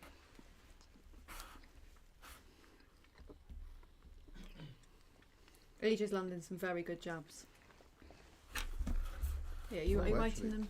Don't worry, I'm all good, Addy. I got this. So your round 5's gone. Yeah, Only you're because out. you've done so well on the rest. You're out of the prediction. Did you have to stakes there, I point? Did think. you have to point that out? See, guys, when you're winning, people have to bring you down. That's what I say. That's- I'm sorry, that is Addy. it. I'll give you this one. I know, I have to make myself feel Oops, a bit almost fell better. over. Never mind. I have to do it to feel better. Joshua has, I like round 7. I'm I liking think round Joshua's 7. really Well, I'm improved like- as an all-round boxer. Yeah, 100%. 100%. Because 100%. I Especially think so. now. 100%. Especially now after Yeah, I think I've been a bit harsh on him in this fight. He's shown a lot of extras I didn't know he's capable of. There's little things. I'm not sure if you're noticing the guard changes. He keeps changing guard, changing offense, changing foot patterns. These are things that they're higher level things that. This, the same reason when I run my mouth off and say, "Oh, the reason I believe I'll beat Daniel Dubois," this is because people don't understand. The casual fan doesn't understand about different guard changes, different timing, offbeat rhythm, foot patterns. They don't really understand all that stuff. That's stuff that you do away, in the gym at home, and it's something that AJ clearly, since the Ruiz loss, like a style or not against Ruiz in a rematch, he's gone away, done it. looked at how he can improve, and he's added a few things to his arsenal. So, can do nothing but salute him and give him credit for that. So the reason I think that Fury can deal with Joshua is because Fury, he punches in circles. He moves in circles, whereas Joshua tends Linear, to straight move in a lines. straight Yeah, line. yeah. Okay. And that's down to footwork. Bit of a messy around this.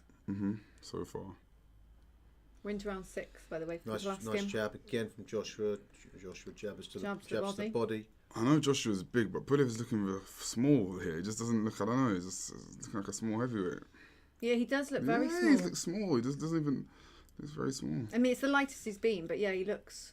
He doesn't look lean necessarily. He just looks small. doesn't Yeah, he? that's it. He It just is looks weird. small. Like it doesn't look particularly.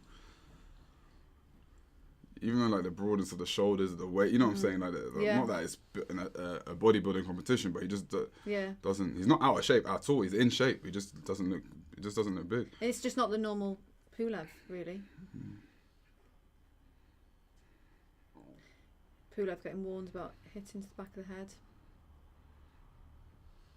Oh, I was trying to set him up for the Tries 1-2. to set for 1-2, but nothing. Hitting Joshua on the back of the head. Surprised the referee didn't tell him about that, no?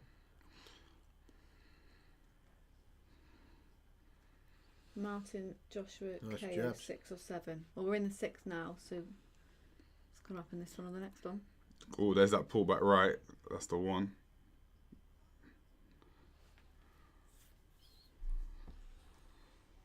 Yeah, that's true. AJ is a unit. Pulev's not small. Yeah, he's not small at all. But he just looks Yeah, small. but the future for him. heavyweights, He's like I'm 6'4", like yeah. right sat here, right now. Like I'm in a process of doing a lot of like SSE stuff, doing a strength cycle to get like a bit bigger, a bit more powerful. AJ's weighed in today 112 kilos, 113 kilos I think. I'm weighing 131 kilos right now. Tyson Fury weighs about 128. So the top heavyweights, they're bigger. They're yeah. bigger. I don't think you can be. Okay, Ruiz proved us wrong with that upset, but I don't believe you can be a 6'1", 6'2" heavyweight and sub 17 stone and be successful anymore. I don't believe you can. That's why I was calling for the Alan Babbage fight. I just don't believe that those fighters have a future in the heavyweight division. There's monsters out there. 6'9", 6'8". 20 stone, 19 stone, big man. Do you give that round to Yeah, AJ another again? round to AJ. Another round At to the AJ. end of the round, they were talking and smiling at each other again. I think AJ won that with the jabs.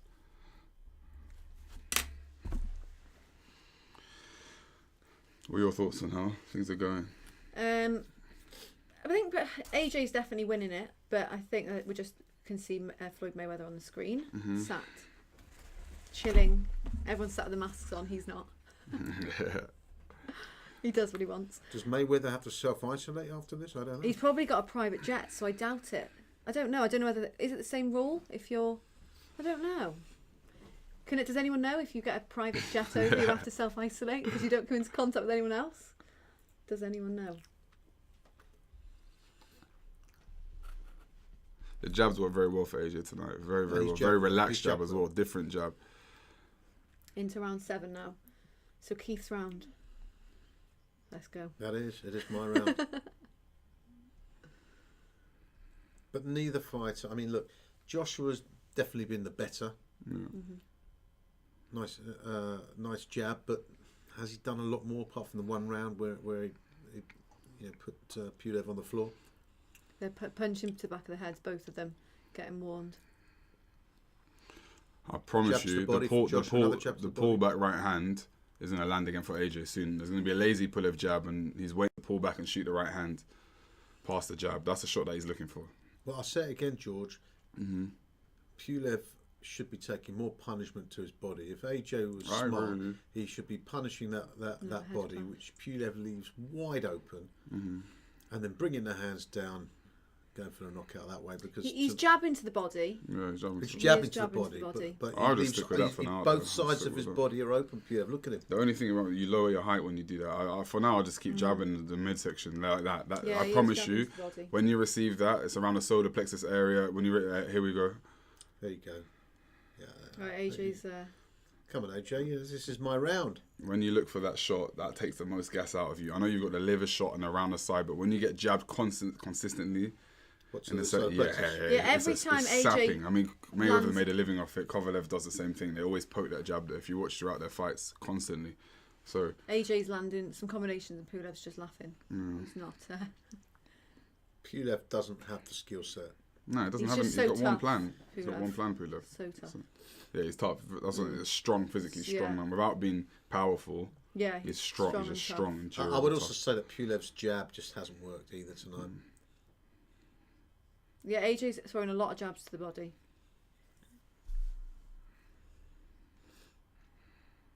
Another jab from Pulev. Good job. Oh, very good jab from AJ.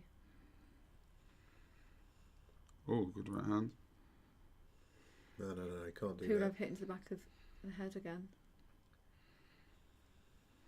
The only problem with Pulev, his inside game is not great. As you see, when he's, like you said, he's coming forward trying to slip, but he's got no short left hook, so he's looking for the 1-2. That's going to be his best chance tonight.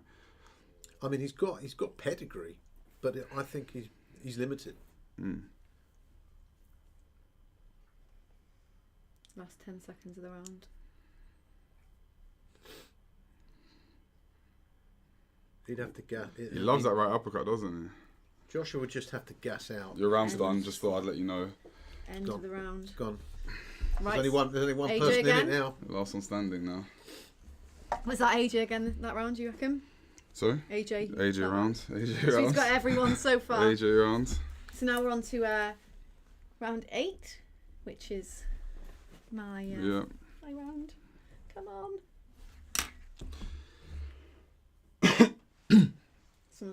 Sammy said AJ just dodges everyone. Well, hopefully not Fury next year.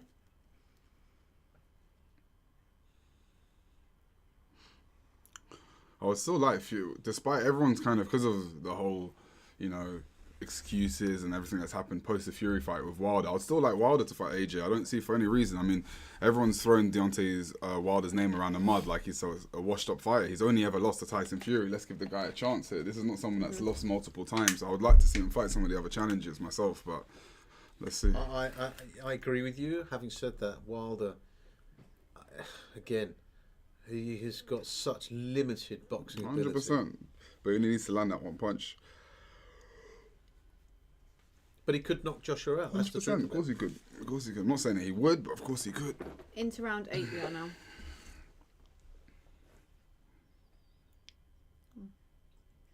They're talking. AJ's getting Did you hear what he said to him? No, what did I'm he not say? going to repeat that on camera, but I definitely saw what he just said to him. 2 minutes and 23 seconds left to the round 8. They're having a timeout. It is The a word ref that is- we sometimes call cats or kittens. Right, okay. Right. They had a little One tunnel right for hand. both Two of left. them. How long until you are fighting AJ, George? Listen, guys, it's one step at a time. Like, as much as I'm Give him confident in a bit myself, of- I need to build myself up. I mean, I would love to fight him tomorrow. You know, like, who wouldn't? That's How what was we want to sparring reach the when top you of the sparred game. with him then? What, with AJ? When- yeah. I didn't spar with AJ for a while since the Olympic. Like when he's fought for the Olympics. Like I can't talk And about. how it. was it? Matthew I'm going to say too much. Sousa says I don't know. AJ's about to get It was KO'd. good, it was good. We'll see. I mean, you're more mobile. You're more mobile than he is, that's for sure, isn't it? Yeah, I'm a mobile heavyweight. That's. Yeah. And I think a mobile heavyweight beats Anthony Joshua. Mm-hmm. He can't hook Pulev. Have you noticed that, right? He's got no hook in his arsenal. I've known it. I knew this before the fight. Kubrat Pulev has made a living of having a high guard, touching the jab, and then trying to shoot the right hand. He hasn't really got any other plan. So unless he lands that 1-2 clean, I don't really see how he's gonna have success. And does he carry the power? Croatia. 14 knockout. He's not the biggest one punch, knockout specialist. So You know, though, George, apart from that one round, which was what, the third round? yeah. It's been a similar story all along. Mm-hmm. Joshua's just used his jab to the body, left jab again. Quite an average fight, you'd have to say. Yeah. Hello from Croatia, by the way. We've got someone watching. Oh Croatia. God, I'm gonna get some hate. I know Babic is Croatian, so all the Croatians out there, it's nothing personal. I love you. I've got many Croatian friends. I've been to Zagreb. I've been to places in Croatia. Salute you guys. But I'm gonna beat Babic. I'm sorry. Just letting you know. Support Hrgovic instead. He's better than Babic.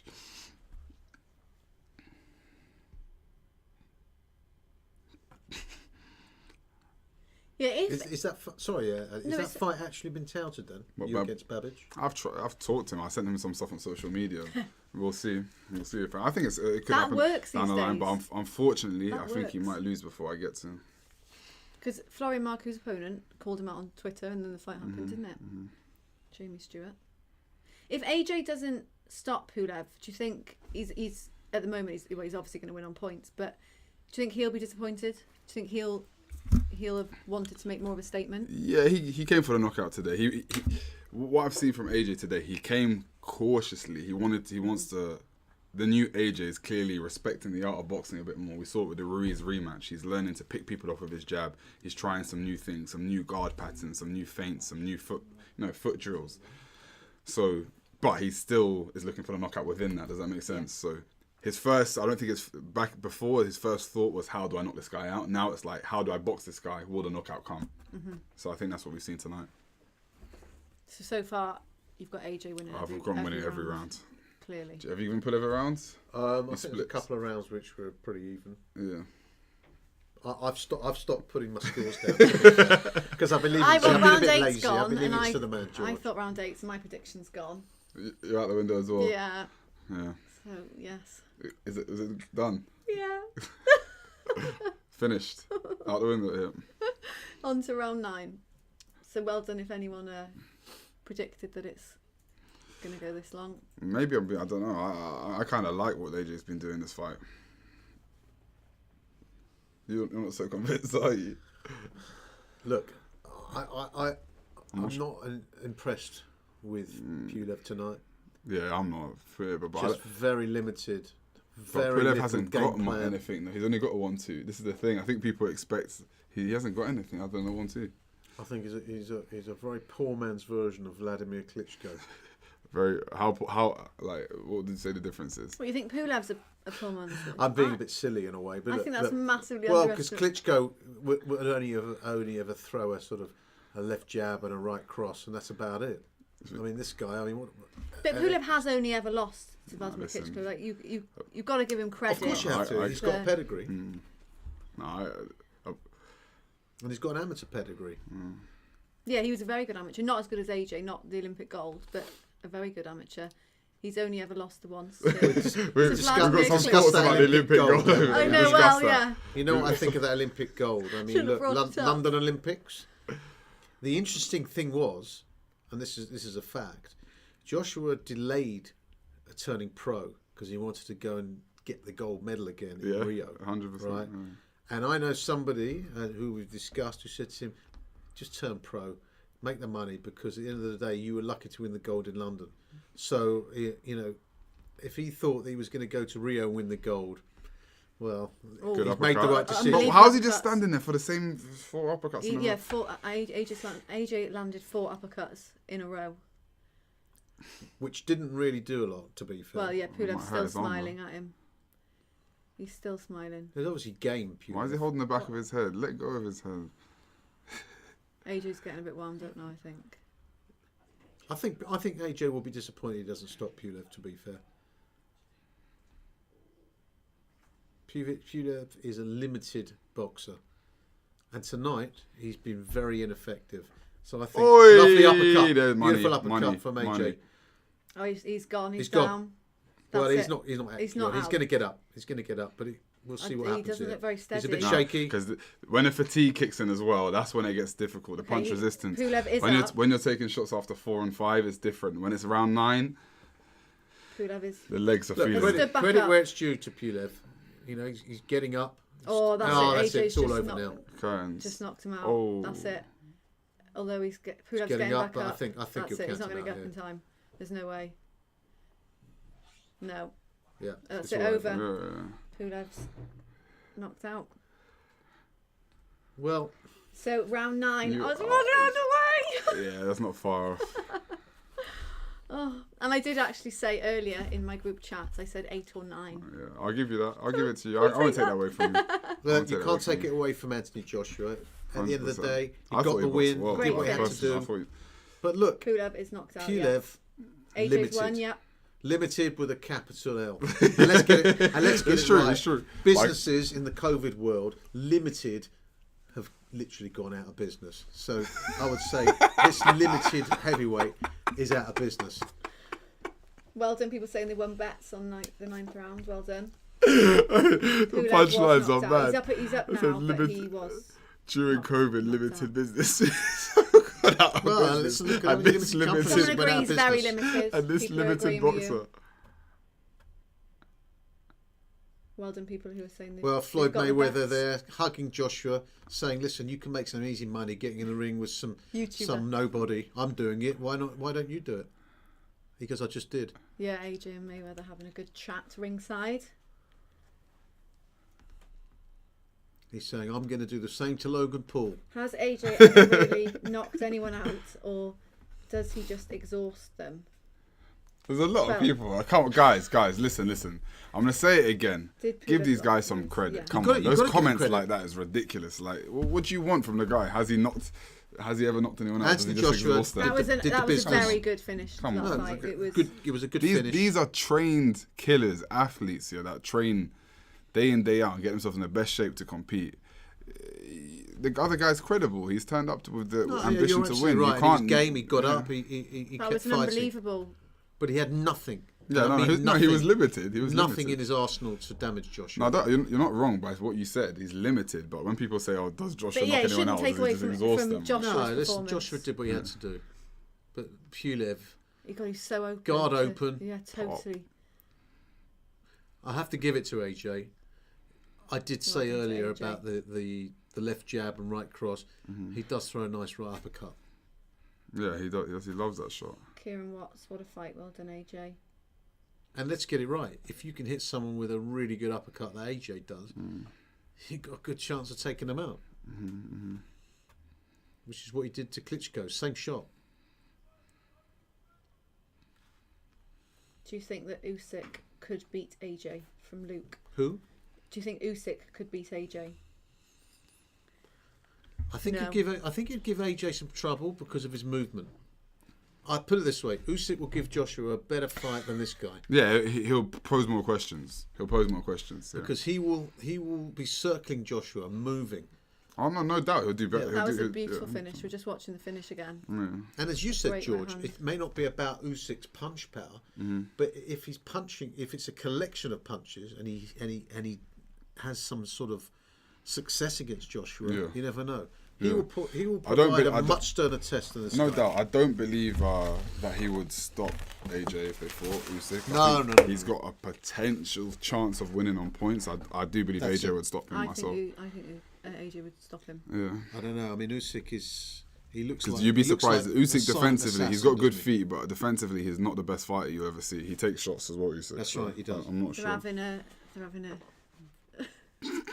They're hitting heads, hitting gloves. It makes you laugh in boxing. It's like the day before they hate each other. They just box each other, and now all of a sudden They're best they've got some friends. sort of bromance in the middle of the ring. That is, at the end of the day, it's not personal. You know, maybe it is to some of them, but you know, it's what they got to do it. There's a build up of pressure as well. The day before, they just want to get it over and done with, don't they? I guess, isn't that right, George? So I was zoned out there for a minute, guys. So I was just taking. I forgot where we were. I was in my element, just enjoying the boxing. Pulev You have is to still repeat that all smiling, again. still I smiling. completely zoned out. What were you zoned out about? Just thinking about being there, to be honest with you. How would you deal with Joshua then, George? Or you don't want to give your game away? I know you've asked him about all his secrets tonight. I think you'd do a throwing job a lot that of Usyk feints, would do. throwing a lot of feints, a lot of, setting him, off rhythm, changing angles, not boxing in straight lines, keep the head moving. Because I think an Usyk, if he was bigger, he would definitely cause Joshua a problem because Joshua wants to move straight. Joshua is not. He's a little bit stiff AJ as a mover. But I thought tonight he was very good in terms of. He did the I job. thought he was good. Professional job.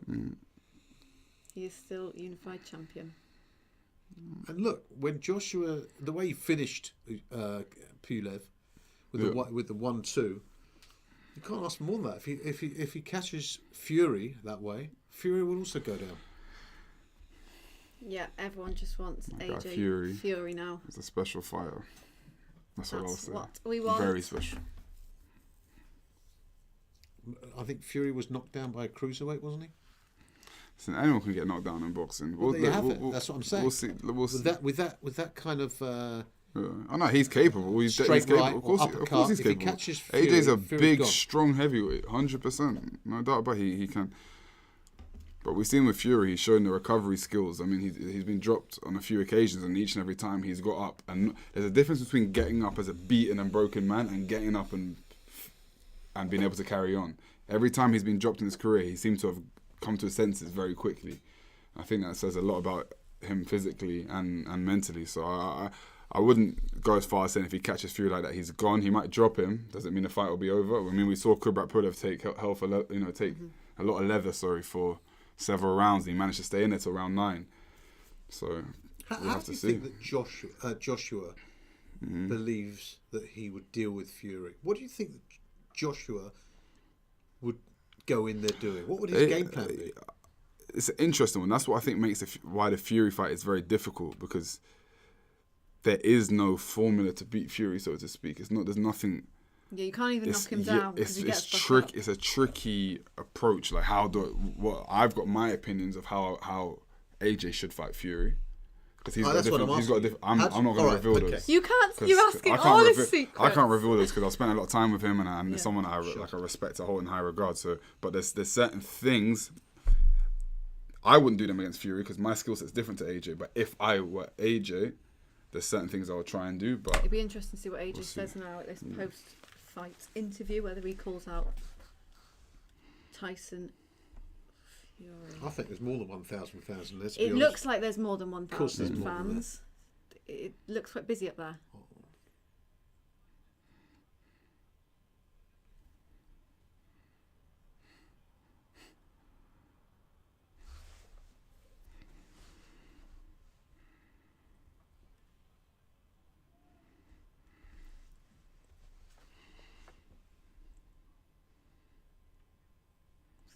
AJ's just getting asked about being the old AJ.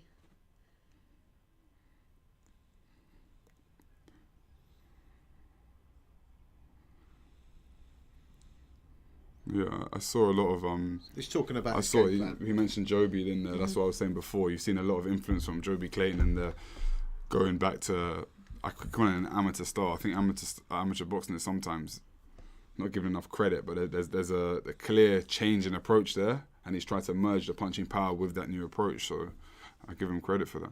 He's getting some fan questions. Surely they're going to be about Tyson Fury. He just said he doesn't want to do an interview, so he obviously doesn't want to address the Tyson Fury. Eddie Hearn just did the money questions. sign. He probably knows that now the fight can be made with Fury can make a whole load of bumps.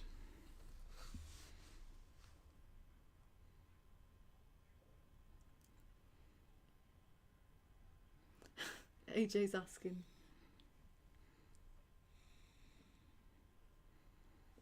Yeah, they've just asked the crowd if they want to see AJ Fury in 2021, and people do. I have to say, Let's see what Eddie's got to say. The people who support Joshua are the type of people who supported Bruno in his day. They Yeah. all of a sudden found this hero. They're not boxing fans. They just I love Anthony Joshua.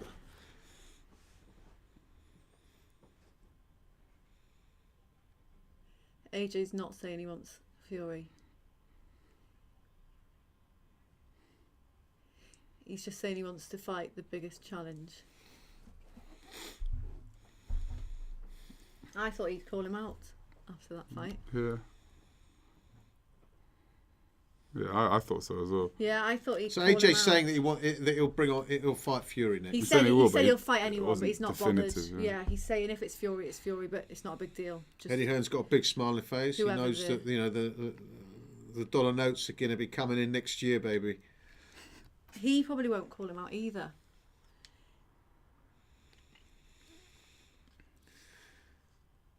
There's definitely more than 1,000 people there.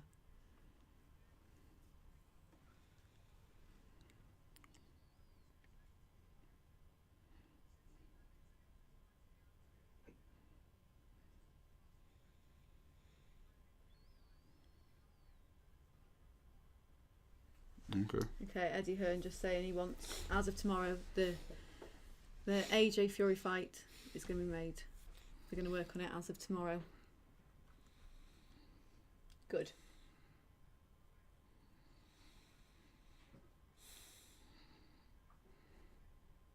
Good. Get it done. I can't wait for that I fight. know, get it tell done. you, I can't wait for that 2021. fight. Can't wait. Well done.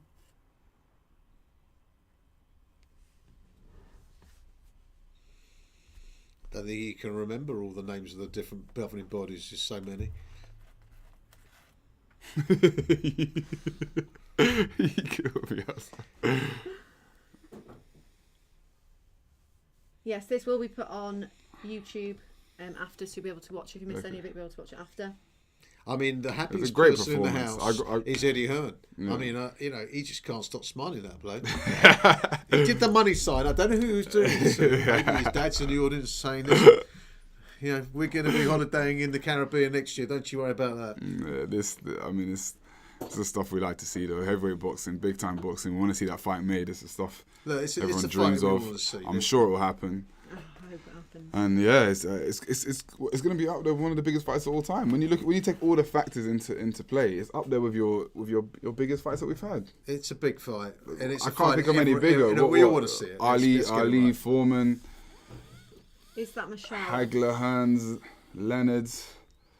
Someone said hasn't is been many. Michelle- Like, it's up No, there with it's- any of the it's- biggest it's- fights. and it's an all-British bout. Ali Drew. When was the last Michelle, is that title the fight? fight? All British. Was it Lewis against Bruno? Was that for the WBC belt? I'm not sure. I can't remember. I think it was. Usyk too small for AJ. A lot of people are saying they want to see AJ Usyk. Do you think that Fury's going to have a tune-up fight? See, this is before- the thing. So, from my understanding, without going into too many details, clearly, like Fury, there was supposed to be a fight. There's some difficulty with the Wilder thing, him coming out saying legally he has to fight him. It's a difficult one. I don't know how what the Well, he may have to the fight outcome Wilder of that first. is. He could have to fight Wilder next. I don't think the fans are interested in that fight because we feel like we've seen it twice already. Everyone feels like Fury won the first one anyway, and then conclusively won the second fight, so people don't want to see that. However, I do understand Deontay Wilder in his position, irrespective of the fans' thoughts. Why hasn't the fight happened? The first fight was given as a draw at the end of the day. Whether we agree with that or not, it was a draw. I don't think it was it was one-sided because of the two knockdowns. You can understand how it was given as a draw. I thought Fury won myself, but it was given a draw. The rematch, Fury won. So on paper, Wilder, as a champion that's defended his belt multiple times, has lost once. He deserves, in his mind, his rematch. And I can, do you understand? I can validate that. Why? Like, anyone that's lost once, they usually get their rematch. So I get why we don't want to see that as fans, but we'll see what happens. We'll see. I have a feeling that might happen first. Oh, do you? I have a feeling, but we'll see. But then it all depends. If they can make this fight now, and the money is going to be huge, maybe there could be step-aside money put to one side. Fights the winner. We'll have to see. What will happen if you're not allowed a full crowd in? Do you think that the fight will still go ahead? I don't think this fight's going to happen. That's why I have a feeling. What they've done, in my opinion, and I'll say this and I don't mind, people hold Usyk in high esteem. I don't, whether that's controversial or not. I think Usyk is an incredible cruiserweight. I don't think he is a great heavyweight. I think they've built Usyk into this personality. Well, he is a personality. He doesn't need to be built into it, but he's grown into this sort of enigma, and they're going to package that to AJ for him to chew up and spit out, because that's what will happen in that fight, believe me.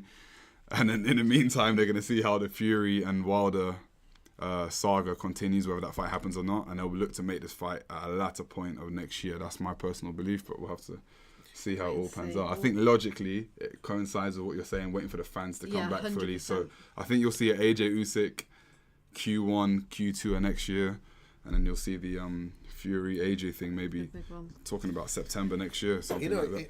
With all this hype, it might not even happen. I think You've it will got the happen. fans, haven't you? But it has to it happen. Has to happen. From what I've, again, I don't want to speak too much, from the feeling I've got from being with certain people and from both sides, the fight's going to happen. And it does need to be with a full crowd. You can't have a fight like that. The money involved in 100%. it has to have and even the occasion, it has to have a full crowd. But fingers crossed that does happen and we get that fight in 2021. Yeah. But guys, thank you for being here. It's been great. Thank you everyone for watching. Great performance and result for Anthony Joshua. He retains his world heavyweight belts.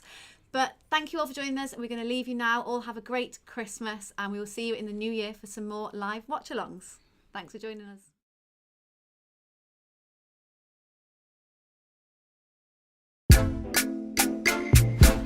And welcome to this live watch along here on Seconds Out. You have sparred both Danny Kubrat and Joe Joyce in this camp. Yeah. You're the mole.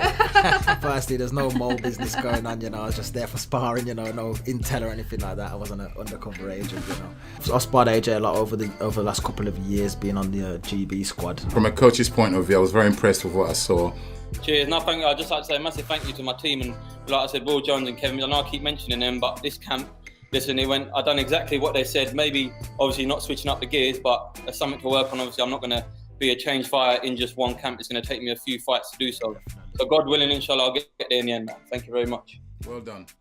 Things are going well, and I'm looking forward to the fight. And I'm increasing my rounds every week in sparring. I'm leveling up each week.